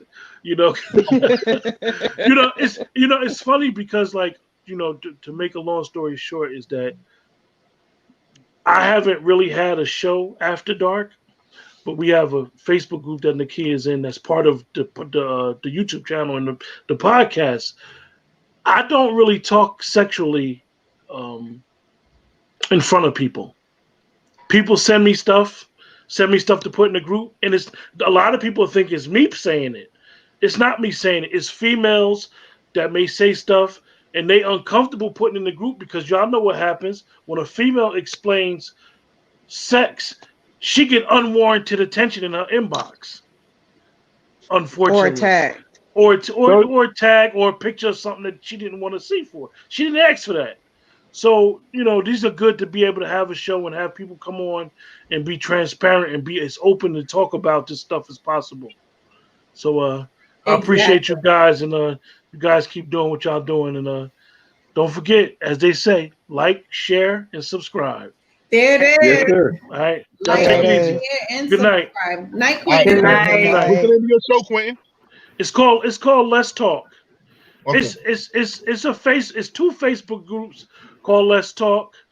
Theirs was first. I didn't even notice it until about 3 months ago. But it's a private group. It's very interesting. It is. Look. All I can say is me and Nakia bump head on our politics a little bit, but I respect her opinion.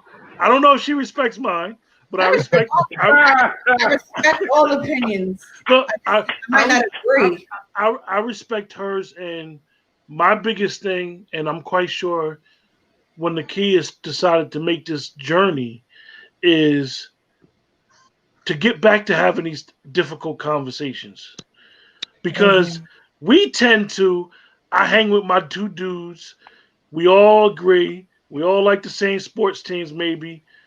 And this is my comfort zone. As we get older, we're not really challenged intellectually. Yeah. So this is the thought process I took coming. I studied this stuff for 2.5 years before I decided to do it. Wow. And I still question myself to this day.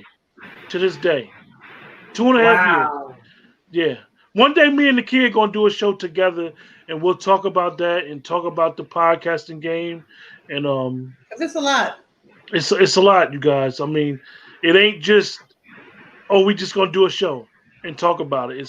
It's a lot of emotion. Definitely when you have a job that you do regular day and family and loved ones, maybe significant other. This is a commitment that everybody in her life had to get on this journey with her, and then you'll see people saying, "Oh, they're gonna be part of her journey," and they don't show up. Like, and the biggest thing for this game is, this game ain't about who she is. This game is about pushing that content out there, because it may be that one show that may go viral. Right.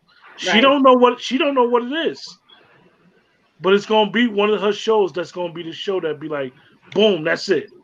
That's the one that got her noticed. So her job as a host is she has to get content out there, constant content. So, like I said, Nakia, tiring. Yeah, exactly. When you finally get out there, like, how do you get your feedback to know if the direction that you're going in is what?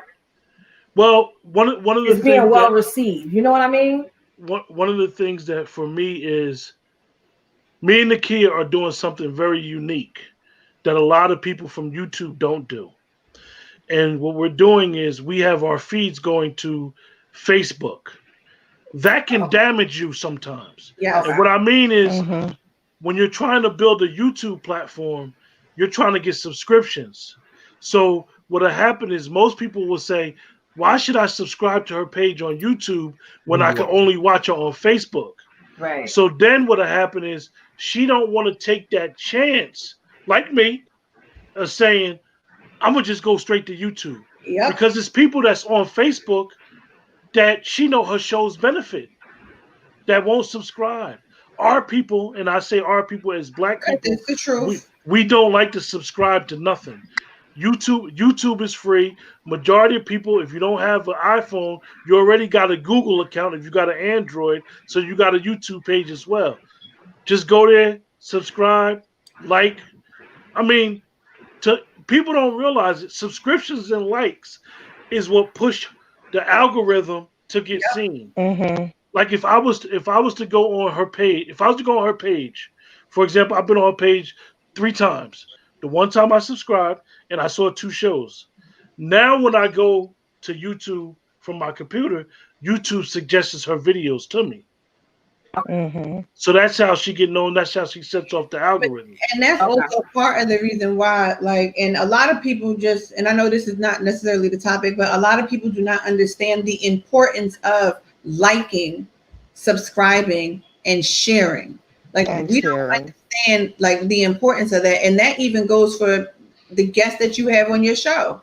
You know what I'm saying? No one wants to like and share in order to promote. I mean, it's even your face. Like there's a lot of like you see, I do flyers, right? Each person literally has their individual flyer. Now, granted, my flyer person sometimes, a lot of times, is very delayed with producing, but I'm still paying for it, right? So the best thing you can do is promote it. It's your face. I'm promoting your name as a guest. So one of the best things you can do would be to promote that flyer. And now I'm working with my flyer person so that he can get along with, okay, listen, there's a reason why I'm doing this. But everything is timing. Everything with this is timing. And a lot of people, they do not understand it. And it's a lot of money. You know what I'm saying? I had to upgrade my equipment to make sure that I was able to deliver and perform the way that I wanted to, right? These little backdrops, this little lighting. I have a whole lighting system that I don't necessarily use because it's annoying to have to put this up and then take it down because I don't like clutter or anything like that. But we do a lot to ensure that things are right. So when we're pushing our platform and saying, hey, subscribe to YouTube, hey, subscribe to my page, hey, we're doing that because that helps us get the content out there. I'm literally talking about mental health for an entire month. There's no reason that this ain't being pushed. Mental health is important, especially for the times that we are living in right now, for the things that we see, the things that we are experiencing, the things that we are hearing. This is very damaging, right? We literally have a president that went on TV and basically said that he wants to change the history that's being taught in the schools to be more patriotic. Yep. Right? We already have been taught that. And one of the things that Nakia, I don't mean to cut you off if you don't mind. One of the things that I don't know if she was doing it prior, because I don't know her 9 to 5 is as a podcaster, someone who has a YouTube channel and Facebook, she has to stay abreast of everything that's going on with Facebook algorithms and YouTube algorithms. Facebook just came out with a thing that a lot of people don't know. Since the pandemic, we saw where all our great local DJs was DJing. Right. Facebook is shutting them down. Facebook is shutting them down. So, for example, if I would have came on the show with music in my background, I could have destroyed Nakia's whole algorithm on Facebook. Yep. So I say that to say that one of the things that she has to study and myself have to study, we have to study analytics all the time.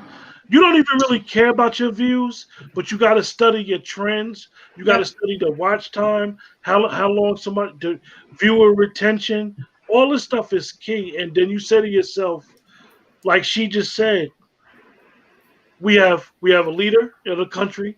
We have an individual like Kanye West. I'm just using him for example, where everybody has an assessment on Kanye West, where she has a professional person who studied this field that's coming on her show 2-3 times a week, and nobody's coming to at least get information to learn about signs of mental health. So, and this is kind of troubling because guess what?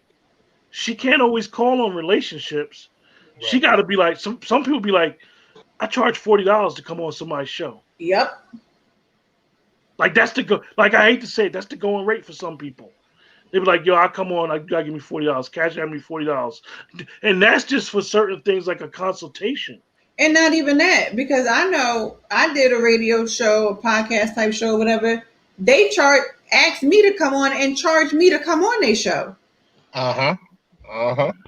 You know what I'm saying? Like, and I don't charge anybody for that, because I'm like, it's information, but people have told me, Nakia, you might want to redo that. No, if people want to be a guest, you need to charge them. I'm like, no, not really. So it's a lot. Yeah. So she's starting out. I mean, we kind of, it's funny. We both kind of have the same format. We just trying to be on every social media outlet as possible. If Instagram ever let us Come on their platform, we coming. If they ever get desktop, we coming. So it's very important that, you know, I know you guys, Gail, I haven't never seen you on the show. Excuse me if I haven't, but I know I've seen Teddy, Jamel, and I've seen Shelby before. You know, spread it to you guys' friends. Let them know what's going on. Be like, look, you know, I'm part of a show with Nakia. Like, look, we got some good content. We open. The key to it is we all gonna get there together. I told Nakia, and I meant it. We in this journey together. Mm-hmm. Like, I'm not no hater to this thing. That bag that Joe Rogan got a couple months ago, Right. I told I have two co-hosts on the show, and I told both of them. I told them, I said Joe Button next. So a lot of people was like, "How you know that?" Because Joe Button, if you look at his viewership, his viewership is driving. So it's a matter of if you like Joe or not, or whether you think he should take it. Still watch. But he has put himself in a position to say yes or no. Right. And that's the key. Like is one guy, he's considered the godfather of podcasting. He helped a friend of mine start his own podcasting, and he mentioned my friend's name on Joe Rogan's show. And boom. His viewership went up just like that. You know, so it's all about, you know, helping each other and spreading the love. I watch where I work at, I'm able to watch YouTube and stuff all day. So I watch a lot of podcasts. I like a lot of people's content, and I support their shows as much as I can. You know, I got my own ideas of what I want to go, and I'll be honest with you. As they say, sometimes you got to throw stuff at the wall and hopefully it stick. Right. You know what I mean? So there's no area where I won't touch, and I'm quite sure Nakia is the same way. Like, you know, and people get upset, people get mad, but people have to understand that this is a podcast. This is not a political show. This is not a religious show. It is a podcast, and everybody's opinion and everybody's viewpoint is welcome on a podcast. Whether I agree with it or not, it's still welcome, and it's still going to be respected. Point blank, period. And a lot of people don't understand that, and it's okay because you don't have to, but this is how you build up a platform where people have a voice. You know, just because you don't agree with the voice doesn't mean that they don't have one. Yeah. Right. So you guys have a great night. Like I said, stay safe, and y'all have a good weekend. All right. You too, sir. You too, Quentin. All right. All right. And look, and with that, we're going to end this because we are 2 hours and 12 minutes in, and we don't. Yeah, I gotta get to my date. You in this date at 11:20. Well, I want you to enjoy your date, okay? And I know you are, and I want Jamel to drive safely and stuff because he been driving for the last good 2 hours. 2 hours. Okay. Like taxi cab confessions. Listen, let the people hear the podcast. You hear me? Yes. Podcast confession. Tell them to Yes. Tell them you know what? That might be it. That might be the move. It'll work. Yeah. It'll definitely work. Tell them to click like and subscribe and all that good stuff. Most definitely. Click. I already do that. Definitely. You know what I'm saying? But thank y'all. We didn't really get to talk about the good love and the real lies portion of this, which is perfectly fine because there will be a part 2. Because when we don't finish it, there's always got to be a part 2. And when I'm gonna schedule this part 2 to make sure that other folks, because there are other folks that wanted to join but they couldn't, but said if there was a part 2, they would definitely become a part of it. So we're gonna keep this going with part 2 because there's a lot to unpack with sex, love, lust, and lies. True indeed. We've all experienced a whole lot of sex. We've experienced a whole lot of love. We've experienced some lust, and we for damn sure have experienced a lot of lies. Hello. Yeah, no doubt about it. So therefore, it's a lot to unpack and it's a lot to talk about. And I believe that I think it's an important conversation to have, but you can't have it during the daytime. It has to be done after dark because people feel a lot more relaxed after dark and you can be loose after dark. For whatever reason, during the daytime when the sun is out, we want to act like we are proper and stuff. So that's why not me. We ain't talking about you. We talking about we really talking about Jamel. I get the good stuff out of Jamel when it's after dark. We sure do.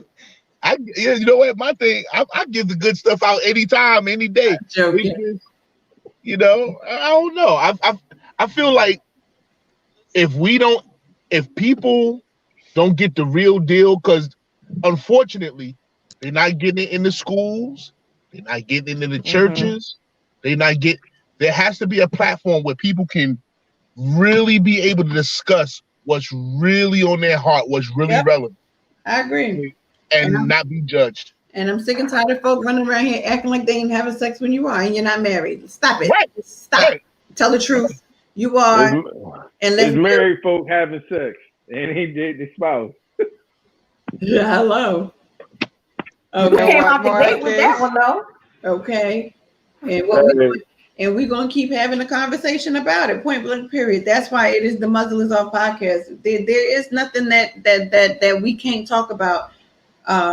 Whether we agree, whether we disagree, whether we are content with it, whether we are indifferent to it, this is what we're gonna do. And that's why I respect everybody that come on here, because everybody has a difference of opinion and everybody brings their own life experiences into it.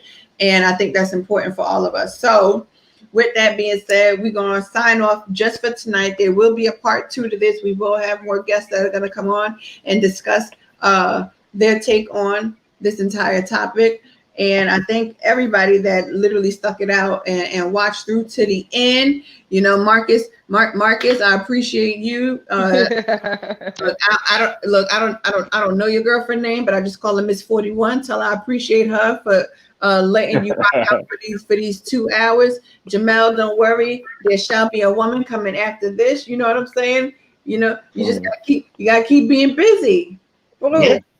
Yeah. Keep being busy. I think all the males appreciate Gail tonight. We just want to throw that shout out.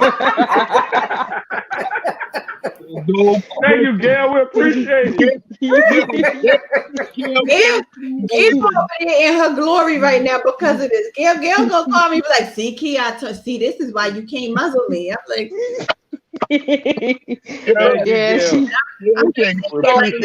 big dog. I'm like, oh man. I took some notes. I might can't use them, but I still took the notes. Bruh. When she frees me and let me be free and say what I want to say, then I can say it. You know, sometimes I push late nights with Gail. Go ahead. Listen, Gail will push that whole good envelope. I'll be sitting back like, okay, well. Yeah, I've said stuff to Kia. She'd be like, no, I'm not dealing with this today. You know, I have a side of me that, you know. Well, y'all was introduced to part of that side tonight. And listen, go ahead, Gail. There was nothing else to it. The men folk was enjoying Gail. They're like, yes. I'm telling you. I'm like, Gail is the emissary tonight. Oh man. Look at Nakia, let us know when you're having the season 1 reunion. I'm trying to get flew out. I ain't had that experience before. Well, I'm just coming to get on the show. You know, ain't nothing like that. Ain't like what Gail was getting into. I'm just trying to get flued out like Gail. You know, maybe stop in DC because I don't want to go to BWI. Let me go down to Ronald Reagan. And I mean that's a real honest. And we went to Hilton Head, South Carolina. If anybody understands how expensive it is to stay 7 days in Hilton Head, South Carolina, where you eat your lunch on the beach and you lay in the bed and watch the river and the yachts go by, I enjoyed it. I love it. I'm enjoying listening to it. That sounds like New York's equivalent to the Hamptons. Yeah, it's beautiful. It's beautiful. We toured the lighthouse, we toured yachts, and when we went down, it was around Labor Day weekend. And so all on our plane, it was a lot of like basketball players because they were having the celebrity golf tournament down there. And so it was just amazing. It was my first time flying. I almost freaked out. And going to Hilton Head, South Carolina, you land in Charlotte, but you have to get on a little small plane to get to the island. and we had to fly in between two storms, and I was freaking out. Oh no. Well, listen here, y'all. That was some years ago with her going to the Good Hilton here. We blessed them that maybe they got it together now. But no, I'm good and single now. And I ain't looking to date in COVID. I ain't looking to date in COVID season. I ain't looking to date yet in COVID season. Marcus is stupid. Oh my God. COVID lovers. Hey. Really? I was gonna say something else, Kia, but I'll keep my next comment to myself. Part 2. Shelby. Thank you. Shelby can't listen. The last time Shelby was a little bit in the dark. Shelby said, "No, we're gonna do lights. We doing camera and we doing action tonight." Okay. Shelby said, listen here. Shelby was like, "Listen, okay, y'all gonna see this." Ready today. You guys inspire me. I'm looking to get into this, field or whatever. So I enjoy interacting with everybody and learning the different styles and personalities and stuff like that. So thank you. Yeah. And listen, and then you saw, because in the beginning, none of y'all want to actually speak. So what you got to do, you got to engage the people and get them to talk. This is what I'm trying to say to you little dry men that don't know how to engage a woman in conversation. You saw what I did. First off, ain't nothing dry about Marcus. Second, I was trying to give everybody else a chance because I knew I was ready to cut up. I just wanted to let everybody get it out before I started cutting up. That was it. That's all. Yeah. You got throw us under the bus. Come on, Miss Ho. I ain't throw y'all under the bus. I said the other ones, the dry men. Y'all ain't dry. Ain't nothing dry, but that's why I knew I just had to keep going and boom, and you was going, and then boom, and we all ignited and boom. It was fun. You know what I'm saying? I'm talking about y'all non-fun ones. No. They ain't us. They ain't me and Jamel and Quentin. They ain't us. Not at all. I'm talking about the non-fun ones, the ones that have no idea. Okay. The ones that don't know how to have conversations. Okay.